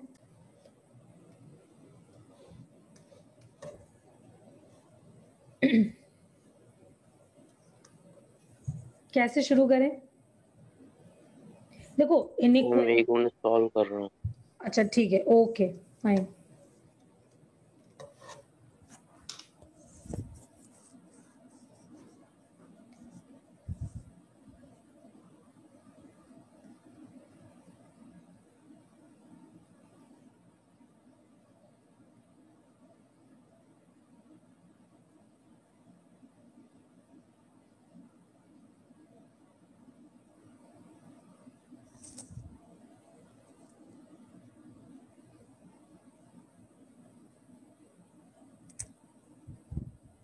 आदित्य कैसे कर रहे हो बताओ थोड़ा। हाँ मैम मैं अटक गया हूँ। अटक गए? Okay, anyone? चलो इसको साथ में करते हैं। देखो जब भी इनइक्वालिटी दिखाई पड़ती है, ठीक है, हमने जैसे इनइक्वालिटीज वाले चैप्टर में भी करा था कि हम इनइक्वालिटी हटा के सबसे पहले इक्वल टू चेक करते हैं और उसके बाद इनइक्वालिटी ड्रॉ करते हैं, ठीक है ना। तो यहाँ पर भी वही काम करेंगे। हमारे पास यहाँ पर 2 इनइक्वालिटीज इन्वॉल्व है, ठीक है, पहले एक्सप्रेशन में। एक है x square plus Y square greater than 4, मतलब क्या, x square plus Y square is equal to 4 हम पहले ड्रॉ करेंगे और फिर चेक करेंगे कि ये कौन सा साइड है, कौन सा रीजन है, ठीक है। और दूसरा क्या है यहाँ पर, x square plus Y square is equal to 16, ठीक है, which is again equation of circle, ये भी इक्वेशन ऑफ सर्कल है। और फिर हम चेक करेंगे कि x square plus Y square less than 16 वाला रीजन कौन सा होगा, ठीक है। और यहाँ पे क्या है, जो दूसरा एक्सप्रेशन, दूसरी इनइक्वालिटी दी हुई है क्वेश्चन में, ये क्या है, अब तुम लोगों को पेयर ऑफ लाइंस पता है, ये एक्चुअली में 2 लाइंस लिखी हुई हैं टुगेदर, ठीक है। इनको अगर हम सेपरेट करेंगे तो तुम्हें ये 2 लाइंस मिलेंगी, ठीक है। तो चेक करते हैं, पहले अपने सर्कल पर थोड़ा काम कर लें, सर्कल ड्रॉ करके देख लें। सर्कल सेंटर 0 0 है दोनों ही, ठीक है। एक सर्कल जिसका सेंटर 0 0 रेडियस 2, तो हमने ड्रॉ कर लिया, दिस पॉइंट इज 2, 0, ठीक है, सेंटर 0 0। और दूसरा सर्कल है कॉन्सेंट्रिक है with this circle and radius 4 के साथ है, सर्कल बना लिया, ठीक है, दिस पॉइंट इज 4, 0, ओके। अच्छा देखो पहला वाला जो इनइक्वालिटी है दिस वन, ये कह रहा है कि हमें x square plus Y square -4 greater than 0 चाहिए। सबको पता है, अभी अभी हम थोड़ी देर पहले देख चुके हैं, अगर S1 ग्रेटर देन 0 है या फिर S ग्रेटर देन 0 है, इसका मतलब है ये कौन से पॉइंट्स को रिप्रेजेंट कर रहा है, जो सर्कल के बाहर है, राइट एवरीवन। सर्कल के बाहर हैं, इसका मतलब है ये सारे इस रीजन को रिप्रेजेंट कर रहा है जिसका रेडियस 2 है, और वो सारे पॉइंट्स जो सर्कल के बाहर है, मतलब ठीक है रीजन इज आउटसाइड इट, तो रीजन कहीं पर भी हो सकता है। ओके अब आ जाते हैं दूसरे वाले सर्कल पे। इसमें क्या लिखा हुआ है, यहाँ पर इनइक्वालिटी है x square plus Y square minus 16 less than 0। That means we have to consider only those points which lies inside the circle, यानी कि inside the circle वाला रीजन कौन सा है, पूरा ये वाला रीजन, ठीक है। बड़े वाले सर्कल के अंदर वाला रीजन इज द रीजन जो ये बोल रहे हैं, ठीक है। अब हमें तो सबका कॉमन आंसर चाहिए, ठीक है। तो एक काम कर लेते हैं, पहले तो इन दोनों का ही कॉमन देख लेते हैं। मतलब क्या कि 4 वाले मतलब जिसका रेडियस 2 है उससे बड़े, मतलब उससे वो पॉइंट जो उस सर्कल के बाहर हो, और बड़े वाले सर्कल के अंदर वाला रीजन, ठीक है। तो देखो वो ये रीजन मिल जाएगा, येलो कलर ले लेते हैं, ठीक है, और हमने इसको मार्क कर लिया। दिस इज द रीजन जो पहली इनइक्वालिटी से मिल रहा है।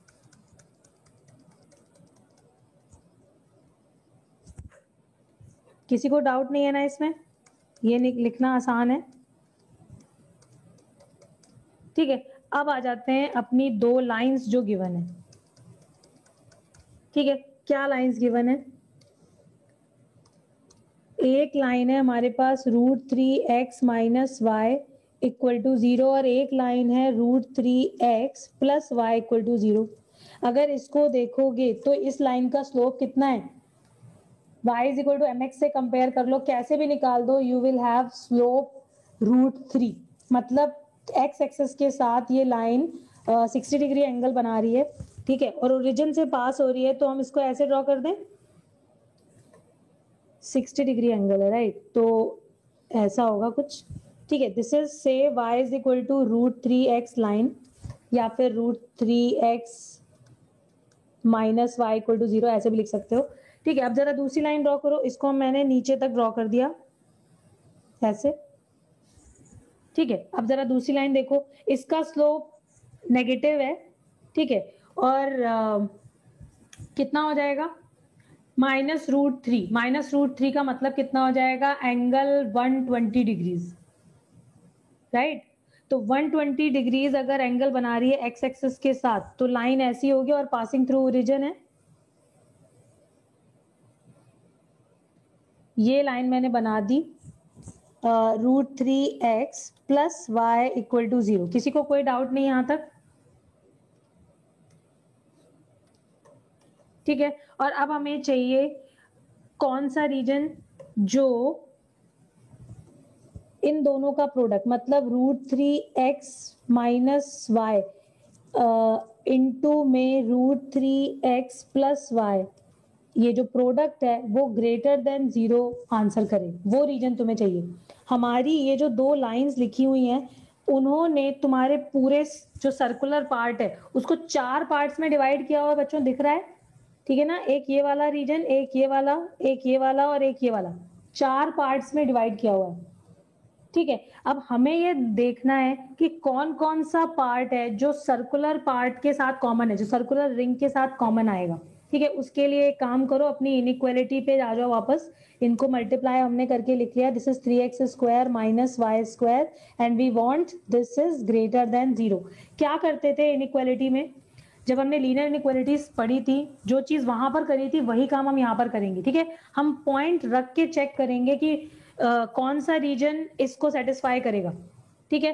तो मैंने एक काम किया, मैंने एक पॉइंट ले लिया से 1,0, एक सिंपल सा पॉइंट ले लो, ठीक है, से मैंने 1,0 रखा, ठीक है। इस सर्कल में डालो जरा, सर्कल में नहीं सॉरी, इस पेयर ऑफ लाइंस में, यहाँ पर 1,0 डालोगे, देखो इनइक्वालिटी ट्रू आंसर कर रही है, ट्रू आंसर कर रही है, इसका मतलब है इस साइड वाला region is in our answer, ठीक है। ये हमारी इस इनइक्वालिटी को सेटिस्फाई कर रहा है, इसका मतलब ये रीजन जो है वो हमारे आंसर में होगा। बच्चों ये जो ग्रीन लाइन है वो मैं पार्ट मार्क कर रही हूँ, ये वो रीजन है जो चारों को सेटिस्फाई कर रहा है, यस। जो सर्कुलर पार्ट को भी सेटिस्फाई कर रहा है। देखो क्वेश्चन में एंड इज देयर, मतलब हमें इसके साथ कॉमन चाहिए। वैसे हमारी ये इनइक्वालिटी तो ये पूरा आंसर करेगी। देखो एक्चुअली मैं इसको ना ज्यादा गंदा नहीं करना चाहती, और भी गंदा हो जाएगा ये, ठीक है। ये पूरा रीजन होगा जिसको ये सेटिस्फाई करेगी, लेकिन हमें सर्कुलर रिंग के साथ कॉमन चाहिए था, ठीक है। तो मैंने सिर्फ उतना पार्ट लिया जितना हमारे क्वेश्चन के आंसर में चाहिए। दिस वन, एवरीवन अग्रीज, ये पार्ट हमारा वन ऑफ द आंसर्स होगा, ठीक है। अब हम आगे बढ़ते हैं, हमें और भी रीजन में चेक करना है, क्योंकि हमें तो 4 पार्ट्स हमें क्वेश्चन में, मतलब जो हमारी लाइन है उसने 4 रीजन्स दिए हैं हमें, ठीक है। अब एक पॉइंट यहाँ पर ले लो, मैंने यहाँ पर ले लिया से 0,1 पॉइंट, ठीक है। Now put it here in this inequality. तो अगर तुम 0,1 डालोगे तो देखो inequality is not giving you true value, ठीक है। तो ये फॉल्स है, इसका मतलब है this region is not in our answer. Next you consider say -1,0, तो -1,0 इसमें डालोगे, again inequality satisfies, this is greater than 0। इसका मतलब है फिर से सर्कुलर रिंग के साथ जो कॉमन रीजन हमें मिलेगा, जो आंसर में आना चाहिए, वो ये होगा बच्चों, ठीक है। What about the lower one, इसमें भी कोई पॉइंट रख लो। मान लो मैंने 0,-1 डाला, अगेन यू कैन सी कि आंसर फिर से नॉट ट्रू आएगा, मतलब inequality will not satisfy. That means the green region, green shaded region is the region required. तो अभी तो हमें रीजन मिल गया, यहां तक किसी को कोई दिक्कत तो नहीं है, समझ में आ गया एवरीवन? Yes ma'am. ठीक है। और अब हमें क्या करना है, हमें तो एरिया भी निकालना है, आंसर तो एरिया है, ठीक है। अब एरिया तक कैसे पहुंचा जाए, क्या कौन सा, ये एंगल कितना होगा बच्चों? देखो अगर ये एंगल 60 है तो बाय सिमेट्री ये एंगल भी तो 60 है। इसका मतलब है ये पूरा एंगल, जो ये 2 लाइंस, एक ये और एक ये दिखाई पड़ रही है, इनके बीच का एंगल 120 है, ठीक है। और तुम्हें पता है जो 120 है वो 1/3 ऑफ 360 है, ठीक है। इसका मतलब क्या हुआ, तुम्हें तो ये जो ग्रीन शेडेड है वो निकालना है आंसर में, ठीक है। तो वो कैसे मिलेगा, अगर हम 2/3 कर दें किसका, of this circular ring. Circular ring में एक रिंग है आउटसाइड वाली जिसका एरिया हो जाएगा πr² से πr² मतलब 16 माइनस अंदर वाले रिंग के लिए क्या लिखोगे, πr², r² क्या हो जाएगा 4, ठीक है। एंड देयरफॉर आंसर इज, यहां से हमें मिल जाएगा 12, तो आंसर आ जाएगा 8π² यूनिट्स। बच्चों देखो ये बचपन में हम सर्कुलर रिंग का एरिया लिखते रहते थे, ठीक है। और अभी हमें कितना पार्ट चाहिए, हमें 2/3 part of the whole ring answer चाहिए था, ठीक है।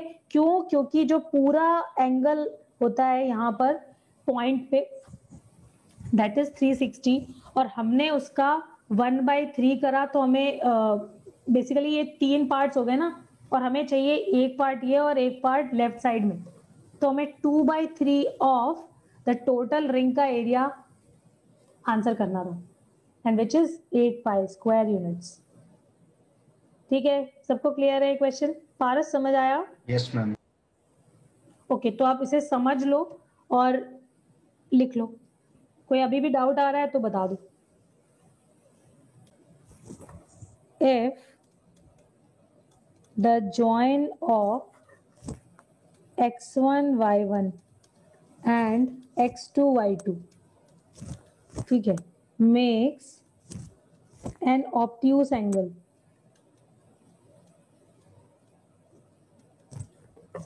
at a point x3 y3, then prove that x3 minus x1, x3 minus x2 plus y3 minus y1 into y3 minus y2 less than 0.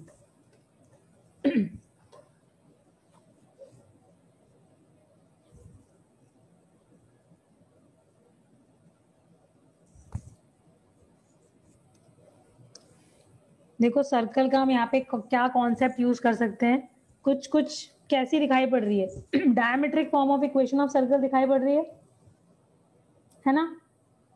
तो अब अगर सोचो दो पॉइंट्स हैं, ये x1 y1 और ये x2 y2, ठीक है, और से ये दोनों पॉइंट्स डायमीटर के अगर एंड पॉइंट्स हैं, ठीक है, ये दोनों पॉइंट्स कैसे हैं? डायमीटर के एंड पॉइंट्स हैं। तो इक्वेशन ऑफ सर्कल कैसी दिखती है? x minus x1 x minus x2 plus y minus y1 y minus y2 equal to 0। ठीक है, अब देखो ये हो क्या रहा है यहाँ पर कि एक पॉइंट है x3 y3 जो क्या बना रहा है, इन दोनों पॉइंट्स के साथ ऑब्ट्यूस एंगल फॉर्म कर रहा है। अगर ये ऑब्ट्यूस एंगल है, इसका मतलब है this point lies inside the circle. तो इनसाइड की कंडीशन लगा दें हम, क्या करेंगे?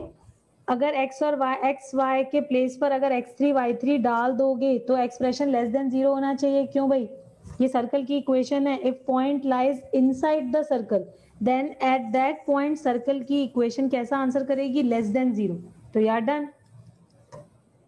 ठीक है, यहां पर मैंने x3 डाल दिया x के प्लेस पर एंड y3 डाल दिया y के प्लेस पर। Okay, and this must be less than 0। हो गया। अब यहीं पर अगर क्वेश्चन होता, क्या इसके प्लेस पर होता एक्यूट एंगल, ठीक है, तो एक्सप्रेशन अपने आप हमें क्या प्रूव करने के लिए कह देता? Greater than 0। बच्चों हो जाएगा ना इन दैट केस क्वेश्चन? फिर से तुम ये इक्वेशन लिखोगे और इस बार x3 y3 कहां पर पहुंच जाएगा? सर्कल के बाहर। ठीक है, और ऑन द सर्कल तो हमें पता ही है, ऑन द सर्कल तो एक्सप्रेशन 0 आंसर करता है। ठीक है, अगर x3 y3 on the circle है, इसका मतलब है वो पॉइंट सेम ही सर्कल में है, तो उस केस में एक्सप्रेशन 0 आंसर करता। ठीक है, और अगर x3 y3 outside the circle है तो सर्कल की इक्वेशन में दैट पॉइंट अगर पुट करते हो तो you will get expression less than 0। एक सेकेंड, मैंने क्या बोला? अगर पॉइंट आउटसाइड द सर्कल है x3 y3, ठीक है, तो एक्सप्रेशन, सॉरी उल्टा बोल दिया ना मैंने, ग्रेटर देन 0। यहाँ पे ग्रेटर देन प्रूव करना है क्योंकि सर्कल के बाहर है x3 y3। ठीक है, अगर एक्यूट एंगल फॉर्म कर रहा है that means that point lies outside the circle. Yes बच्चों, कोई कंफ्यूजन तो नहीं इसमें? ये ऑब्ट्यूस एंगल, ये इक्वल टू 0, ये on the circle and this is outside the circle when it is forming acute angle eight that point. ठीक है ना? तो देखो छोटी छोटी सी चीजें हैं और बिल्कुल सारी चीजें ऐसा नहीं है कि मतलब कुछ भी ऐसा नहीं है जो तुम्हें ना आता हो, कहीं ना कहीं हम वो यूज कर रहे हैं और आगे बढ़ रहे हैं। ठीक है ना मैम? वो मैं डिस्कनेक्ट हो गया था, आप रिपीट कर सकते हैं थोड़ा सा बस? बस मैंने देखो क्या करा, ये क्वेश्चन देख लिया था तुमने? यस मैम, क्वेश्चन के बाद ही हो गया था। अच्छा ठीक है, देखो हमने सबसे पहले क्या लिख दिया? Equation of circle whose diametric end points are these two, A and B, and diameter के end points are given। तो इक्वेशन ऑफ सर्कल ऐसे लिखते हो, ठीक है ना? अब अगर पॉइंट जो गिवन है x3 y3 ये सर्कल के अंदर है, ठीक है, तो ये ऑब्ट्यूस एंगल फॉर्म करेगा। अगर ये पॉइंट सर्कल के अंदर है तो x3 y3 पर ये एक्सप्रेशन कैसा आंसर करेगा? Less than 0। वहीं से हमें आंसर मिल गया। तुम्हारा आयुष कुछ तो गड़बड़ है तुम्हारे माइक में, हेडफोन्स में, है ना? मैम वो थोड़ी नेट की दिक्कत है, सुबह बस टेस्ट में खराब नहीं हुआ, बाकी खराब ही चल रहा है। अच्छा अभी समझ आ गया? Yes ma'am. और अगर यही पॉइंट आउटसाइड द सर्कल होगा तो यहाँ पर एक्यूट एंगल आ जाएगा, है ना?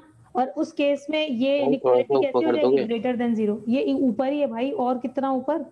मैम थोड़ा सा और ऊपर, मुझे एक बार ऊपर आएगा, एक चीज नोट देख। अच्छा ठीक है ओके। क्या अभी? यस मैम, मैं नोट कर। ओके, आगे बढ़ते हैं बच्चों।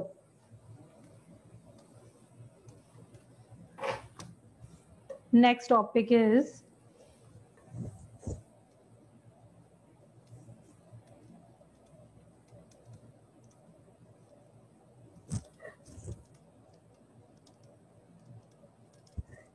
Length of tangent to circle. मतलब क्या कि अगर सपोज हमारे पास सर्कल गिवन है, ठीक है, और एक पॉइंट है P x1 y1 से, इस पॉइंट को मैंने x1 y1 ले लिया, ठीक है, तो इस पॉइंट से अगर हम सर्कल पर टेंजेंट ड्रॉ करें, ठीक है, तो टेंजेंट इज अ लाइन जो सर्कल को एक पॉइंट पर टच करेगी। हमें क्या चाहिए, हमें ये लेंथ निकालनी है, length of tangent. Length of tangent बच्चों समझते हो, लेंथ ऑफ टेंजेंट का मतलब है जिस पॉइंट से तुमने टेंजेंट ड्रॉ किया है तो उस पॉइंट से पॉइंट ऑफ कांटेक्ट के बीच की distance. PA is the required answer here, ठीक है, length of tangent to this circle. ठीक है, तो सबसे पहले हम स्टार्ट करते हैं। इसके लिए भी देखो हम एक फॉर्मूला बनाएंगे, ठीक है, तो फॉर्मूला कहाँ से आएगा, अपने नोन कॉन्सेप्ट से आएगा। हमने सर्कल कंसीडर कर लिया x square y square 2gx 2fy plus c equal to 0, ठीक है, जिसका सेंटर हमें मिल गया -g -f and we have got radius also, और हमें पता है radius is perpendicular to this tangent, ठीक है, फिर से 10th क्लास की थ्योरम, ठीक है, इसका मतलब है अगर ये पॉइंट C है तो CA की वैल्यू अवेलेबल है, this is radius of the circle. अगर हमें PA की लेंथ चाहिए तो दिख रहा है यहाँ पर क्या करना है, ज्वाइन PNC, वाओ, PNC के क्वेश्चंस इजी थे ना बच्चों, बताओ बताओ जिसने दिया था, PNC के क्वेश्चंस हो गए थे, पीहू हो गए थे? Yes ma'am. पीहू ने आंसर ही नहीं किया। मैम हो गए थे। ओके, ठीक है, तो देखो हमें अगर PA निकालना है तो हम यहाँ पे क्या लगाएंगे, पाइथागोरस थ्योरम, है ना, क्योंकि PC भी निकाल सकते हैं, PC is just distance between 2 points, और PA हमारा निकल जाएगा। तो देखो PA स्क्वायर किसके बराबर आएगा, ये हो जाएगा PC square minus AC square के। PC स्क्वायर इज डिस्टेंस फॉर्मूले से होल स्क्वायर है, तो रूट हटा दिया, ये हो जाएगा x1 plus g whole square plus y1 plus f whole square, ठीक है, and minus AC square is this radius, square कर दिया फिर से, g square f square minus c, ठीक है। अब जरा इसको ब्रैकेट ओपन करो, क्या आएगा, x1 square g square 2gx1 plus y1 square f square plus 2fy1 minus g square minus f square plus c, ठीक है, यहाँ से g square f square cancel out हो गया, and we are left with x1 square plus y1 square plus 2gx1 plus 2fy1, ठीक है, and plus c। देख के क्या दिखाई पड़ रहा है, S1 दिख रहा है या नहीं दिख रहा है सबको? बस यहाँ पर जो पॉइंट Yes, है वो पॉइंट ऑफ रेफरेंस चेंज होता जा रहा है और दिखिए S1 रहा है, राइट, तो हमें यहाँ पर मिल गया S1, ठीक है। अगर हमें सिर्फ PA की वैल्यू चाहिए तो हम आंसर क्या लिखेंगे, root S1। PA is a length of tangent, तो हम माइनस साइन इग्नोर कर देंगे, ठीक है, और सिर्फ प्लस साइन कंसीडर करेंगे, and this is equal to root S1। Length of tangent from an outside point to a circle is just root S1। तुम पॉइंट को सर्कल पे डालोगे, वैल्यू कैलकुलेट करोगे और उसका रूट ले लोगे, ठीक है, तुम्हें ये सब कुछ करने की कोई जरूरत नहीं है, जस्ट रिमेंबर दिस एक्सप्रेशन।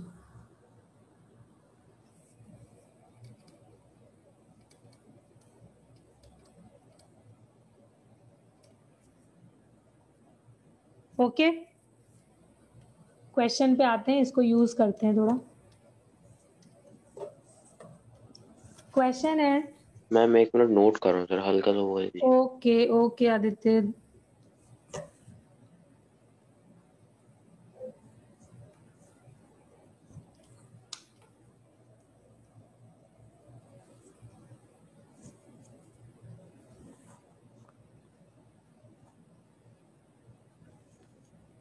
हाँ चलें आगे, हो गया।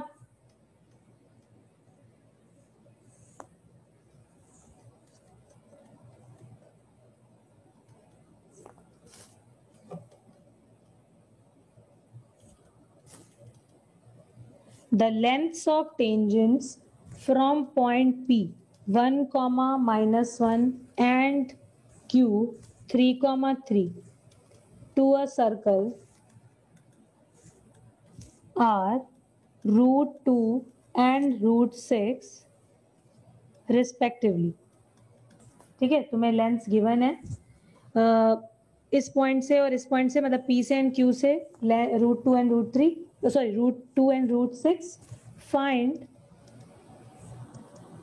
The length of tangent from point R -1 -5 to the same circle. ठीक है, तो सर्कल यहाँ पर हमें गिवन नहीं है, तो क्या करोगे, general form of circle consider करो and use length of tangent का कॉन्सेप्ट। इस पॉइंट से length of tangent is this and point Q से ये है, तो चेक करो कि कैसे उसको हैंडल करोगे to get length of tangent from this point to the same circle. Check yourself. ठीक है, साथ में देखते हैं हमने क्या करना है। सर्कल हमें गिवन नहीं है, ठीक है, तो सर्कल कंसीडर कर देते हैं। Let x² + y² + 2gx + 2fy + c = 0। This is the circle जिस पर हम लेंथ ऑफ टेंजेंट की बात कर रहे हैं। ठीक है, अगर पॉइंट P 1, -1 से तुम टेंजेंट की लेंथ लिख रहे हो, ठीक है, तो वो कैसे लिखोगे, √S1 के बराबर। ठीक है, तो √S1 का मतलब है पॉइंट डालोगे सर्कल पर, ठीक है, क्या आ जाएगा 1 + 1 + 2g, ठीक है, माइनस का 2f + c √S1, और ये वैल्यू किसके बराबर है, √2 के बराबर है, तो हमारे पास एक्सप्रेशन आ गया 2 + 2g - 2f + c = 2, पहली इक्वेशन। ठीक है, इसको थोड़ा सा और सिंप्लीफाई कर लेते हैं। देखो ये 2 इज गेटिंग कैंसिल और ये हो गया 2g - 2f + c = 0। ठीक है, अब देखो, अब हम इस वाले के लिए, जब हम दूसरे पॉइंट के लिए लेंथ ऑफ टेंजेंट लिखेंगे तो अब रूट हटा के लिखेंगे, दोनों जगह रूट आएगा, क्योंकि ये क्या हो जाएगा 9 + 9 + 6g + 6f + c = 6। यहाँ से हमें क्या मिल जाएगा, gf c में रिलेशन 6g + 6f + c = -12 मिलेगा। चेक करो, ये 18 है और -6, ठीक है, तो राइट में कर दिया तो -12।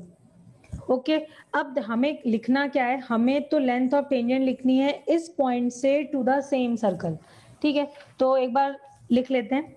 अगर पॉइंट है R -1 -5, ठीक है, तो रूट ओवर S1 क्या हो जाएगा, this time it would be 1 + 25 - 2g - 10f, ठीक है, + c। इसकी वैल्यू हमें आंसर करनी है, लेकिन यहाँ तो प्रॉब्लम दिख रही है। प्रॉब्लम क्या है, ये g और f और c, इनका क्या करें। ठीक है, अब एक काम करते हैं, जो इक्वेशंस हमारे पास आई हैं चेक करो कि क्या इनसे हम इस एक्सप्रेशन की वैल्यू कैलकुलेट कर पा रहे हैं। हम क्या करेंगे, यहाँ से g और f निकाल लो इन दोनों इक्वेशन से इन टर्म्स ऑफ c। ठीक है, मैंने क्या किया, ये 2g - 2f + c = 0, एक ये इक्वेशन है और एक है 6g + 6f + c = -12। ठीक है, तो दोनों को एक बार जरा सब्ट्रैक्ट करना, भाई दोनों में सी दिखाई पड़ रहा है, तो अगर सब्ट्रैक्ट करोगे तो क्या मिलेगा, ये आ जाएगा दिस माइनस दिस कर देते हैं, तो ये हो जाएगा 4g, दिस माइनस दिस तो प्लस का 8f आ जाएगा, ये कैंसिल हो जाएगा, = -12। मतलब क्या हमें मिल गया, g + 2f = -3 के। ठीक है, और यहां से हमें g की वैल्यू क्या मिल गई, -3 - 2f के बराबर। ओके, अब एक काम करते हैं, यहाँ पर g की वैल्यू डाल दो, तो क्या आ जाएगा, -6 - 4f - 2f + c = 0।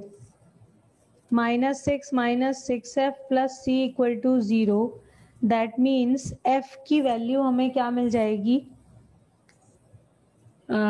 एक सेकेंड, -3 - 2f, और मैंने डाल दिया यहाँ पर g के प्लेस पर, तो twice of this value is this -2f + c, fine. तो ये आ जाएगा c, f की वैल्यू यहाँ से निकाल लेते हैं, f की वैल्यू आ जाएगी -1, क्योंकि 6 से डिवाइड कर दिया मैंने, ठीक है, और प्लस का आ जाएगा c/6। चेक कर लो बच्चों एक बार, ये आ गई f की वैल्यू, और अब मैं इस f की वैल्यू को यहाँ पर डालूंगी तो हमें g की वैल्यू, आपने कहाँ पे डाली है वैल्यू?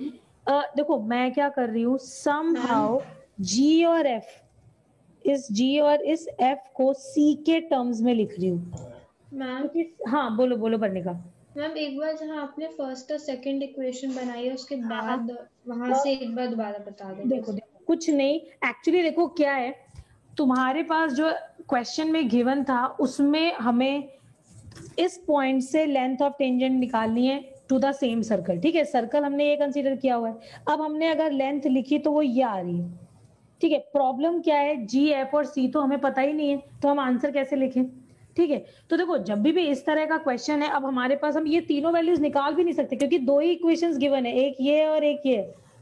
हमने ये ऊपर वाले जो दो एक्सप्रेशंस थे, जब हमने 1 और -1 से टेंजेंट की लेंथ लिखी और दूसरा 3,3 पॉइंट से टेंजेंट की लेंथ लिखी, ठीक है, तो हमें ये दो इक्वेशंस मिल गई, एक ये और एक ये, ठीक है ना।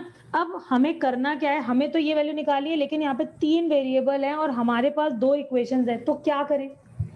जब भी इस तरीके का सीन बनता है तो हम क्या करते हैं, दोनों को, जो 3 वेरिएबल है ना, कि किन्हीं दो को तीसरे के टर्म्स में लिख दो, किन्हीं दो को तीसरे के टर्म्स में लिख दो। मेरे को क्या लगा कि अगर हम यहाँ से C को एलिमिनेट कर लें और G और F में रिलेशन लिख दें, ठीक है, और उसके बाद क्या करो कि G और F दोनों को C के टर्म्स में लिख दो,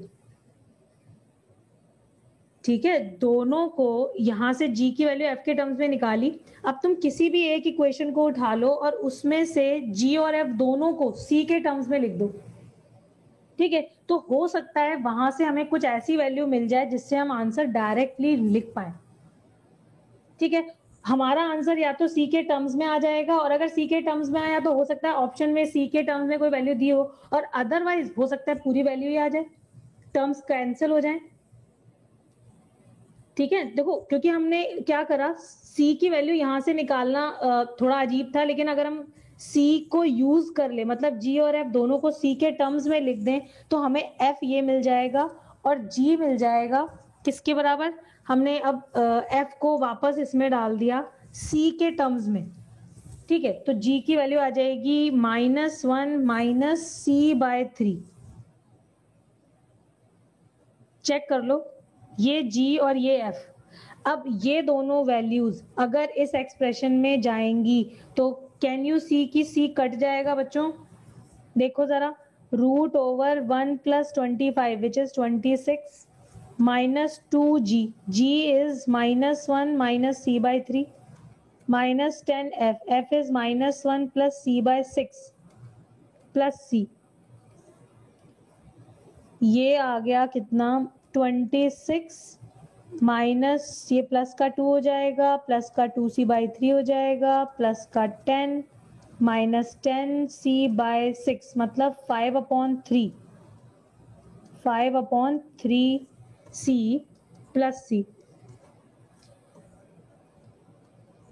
कितना दे देगा, -1, मतलब -1 टाइम्स C -C, और ये -C है और ये +C है, कैंसिल आउट हो गए और हमें मिल गया √38, ठीक है। तो इसमें हमने क्या किया, G और F दोनों को C के टर्म्स में लिख दिया। मतलब ऐसे देख के घबराने की जरूरत नहीं है कि 3 वेरिएबल्स हैं लेकिन इक्वेशन तो 2 है और ये देख के क्वेश्चन छोड़ दिया, कुछ नहीं, सिंपल सा कैलकुलेशन था। हमने क्या किया, इन दोनों इक्वेशन में से C एलिमिनेट किया सबसे पहले, ये फर्स्ट और ये सेकेंड इक्वेशन थी, C एलिमिनेट करके हमें G और F में एक रिलेशन मिल गया, ठीक है। अब हमने G और F का रिलेशन यूज करा और G और F दोनों को C के टर्म्स में लिख लिया। कोई भी इक्वेशन यूज कर सकते हो, पहले वाली या दूसरे वाली। पहले वाली में कोफिशिएंट्स छोटे हैं तो हमने उसको यूज कर लिया। ठीक है, g को f के टर्म्स में डाला और f की वैल्यू c के टर्म्स में निकाल दी, मतलब थर्ड जो वेरिएबल था उसके टर्म्स में दोनों को लिख दिया, f एंड g दोनों को। ठीक है, अपने एक्सप्रेशन में डाला जो हमें कैलकुलेट करना था, हमने देखा c तो कैंसिल आउट ही हो रहा है। ठीक है, और finally we get our answer.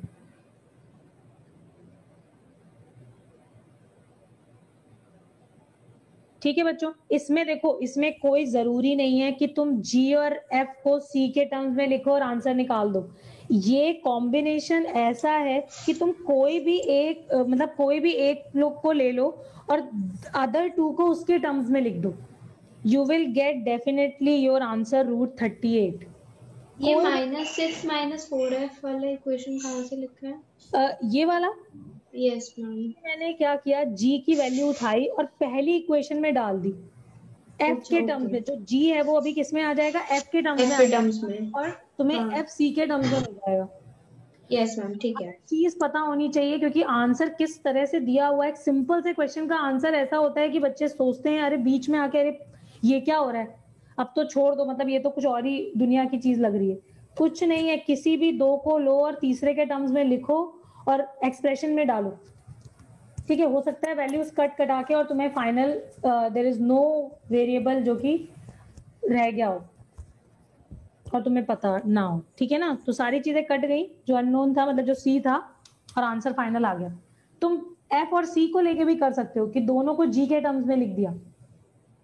ठीक है, या फिर जी और सी को लिख दो एफ के टर्म्स में, your choice.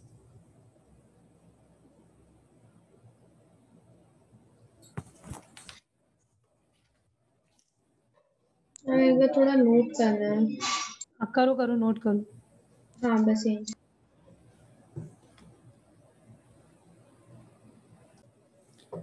If the length of tangent drawn from 5,3 to the circle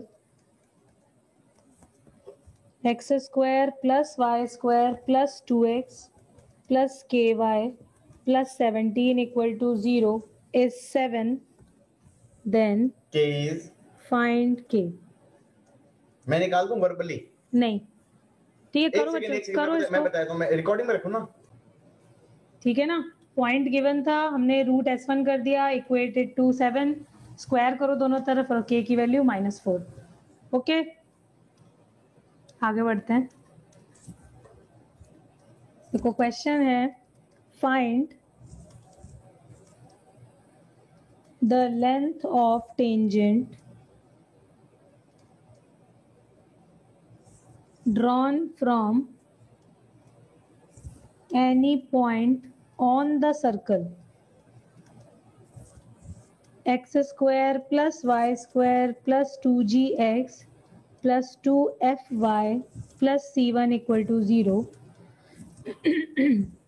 to the circle x square plus y square plus 2gx plus 2fy plus c2 equal to 0। That's it. This is the question। ठीक है, तुम्हें क्या करना है, find the length of tangent drawn from a point on this circle to the circle this। ठीक है, तो तुम्हें जो यहाँ पर वैल्यूज दिखाई पड़ रही है ना, gf c1 gf c2, ये सारी गिवन है। ओके, इसका मतलब है इसका आंसर इनमें से ही कुछ वैल्यूज से आना चाहिए। फाइन, तो now do the question, try कर देखे। क्वेश्चन तुमसे पूछा था कि इस सर्कल पर एक पॉइंट है। ठीक है, हमने मान लो वो पॉइंट ले लिया x1 y1। अगर ये पॉइंट सर्कल पर है तो सर्कल को सेटिस्फाई भी करेगा। तो ये एक्सप्रेशन हमारे पास आ गया, ये इक्वेशन आ गई। ठीक है, अब क्वेश्चन ये था कि जो पॉइंट इस सर्कल पर है उससे तुम्हें लेंथ ऑफ टेंजेंट निकालनी थी। इस सर्कल पे जो तुम टेंजेंट ड्रॉ करोगे उसकी length from this point which lies on this circle, circle 1। ठीक है, तो कैसे करते हैं, हमें पता है पॉइंट से सर्कल पर लेंथ ऑफ टेंजेंट का फॉर्मूला √s1 होता है। तो √s1 would B x1 square plus y1 square plus 2gx1 plus 2fy1 plus c2 के बराबर हो जाएगा। अच्छा देखो, अब हम क्या करेंगे, अब हम इस एक्सप्रेशन को यूज करेंगे। हमें यहाँ पर इस पूरे की वैल्यू अगर ध्यान से देखो तो किसके बराबर दिखाई पड़ रही है, -C1 के दिख रही है ना। तो यूज दिस हियर, क्या आ जाएगा, C2 इज ऑलरेडी हियर, और यहाँ पर इसको हमने इस पूरे पार्ट को रिप्लेस कर दिया किससे, -C1 से, and that is the answer. मैंने बताया था तुम्हें जो क्वेश्चन में गिवन है उसी के टर्म्स में आंसर आएगा, GFC जो भी आता है, ठीक है। तो हियर C2 - C1 का रूट मैम, होगा। हाँ बताओ एक बार भाई। दोबारा समझा दोगे, नहीं समझ आया। देखो तुमने क्या करना था, एक ऐसे सोचो, ये इसको इसकी फिगर ड्रॉ करते हैं।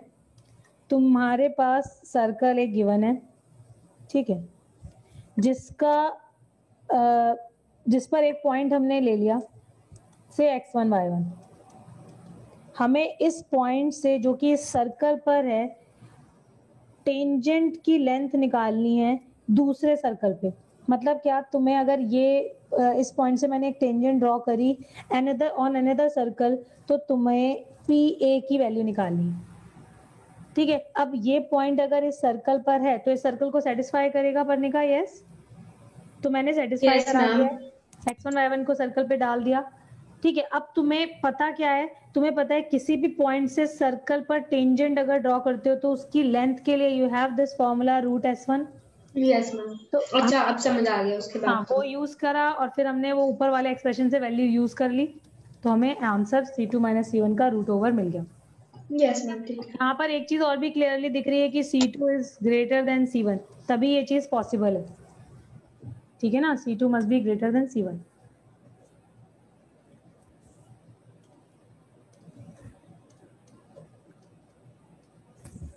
देखो एक last question of this topic करते हैं। क्वेश्चन है, find the locus of a point which moves so that the ratio of the lengths of tangents to the circles rather, x² plus y² plus 4x plus 3 equal to 0 and x² plus y² minus 6x plus 5 equal to 0 is 2:3। ठीक है, तुम्हें क्या करना है, question था locus of a point which moves so that the ratio of lengths of tangent to the circle this and this is 2:3। तो हमें इस पॉइंट का लोकस ढूंढना है, ठीक है। तो ट्राई करो, देखो यही तो करना था ना। उस पॉइंट को मैंने अगर h, k ले लिया, जिस पॉइंट का लोकस हमें चाहिए, तो उस पॉइंट से सर्कल पर लेंथ अगर लिखोगे तो क्या आ जाएगा, √h² plus k² plus 4h plus 3 divided by h² plus k² minus 6h plus 5। उस सेम पॉइंट से दोनों सर्कल पर हमने लेंथ लिखी और उसका रेशियो 2:3 है। तो अभी तुम क्या करोगे, इसको सिंप्लीफाई, और सिंप्लीफाई करोगे जहां जहां h और k आ रहा है उसकी जगह हम xy डाल देंगे, है ना। तो देखो तुम्हें ये मिल गया होगा, प्रभाकर ने आंसर अभी किया है, 5x² plus 5y² plus 60x plus 7 equal to 0। ठीक है, आ रहा है नीरज, यही आ रहा है।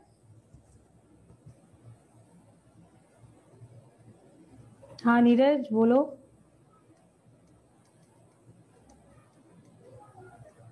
Yes ma'am. ओके, तो this is the equation of circle, ठीक है, this is the locus required. कौन बोल रहा है कुछ,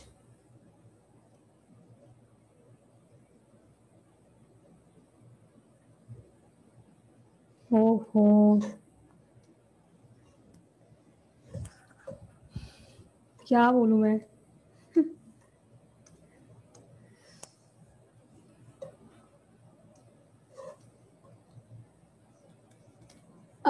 कितने बच्चों ने आज पेपर दिया, या सबने आज ही दिया है? आज ही के लिए तो था, नहीं, एक मिनट, कल से ओपन था ना पेपर? तो कल किसने दिया था? एक बार रेज हैंड करो, कल किसने दिया था? मोस्ट ऑफ द स्टूडेंट्स ने, मेरे को लग रहा है आज ही दिया था। प्रभाकर तुमने कल दिया था? Yes ma'am. और तो कल दिया था तो फिर आज उसका क्या क्या कहते हैं? दोबारा दिया था। अच्छा, दोबारा दिया था। ओके ओके, तो मेरे को पर्सनल मैसेज कर दो, उसमें कितने मार्क्स आए?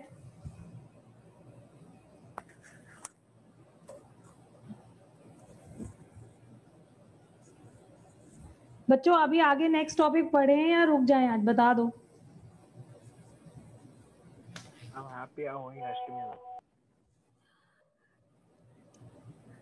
क्या ये कौन बोला? अक्षत?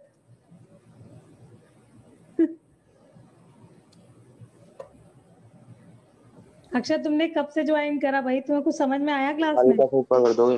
मैम ये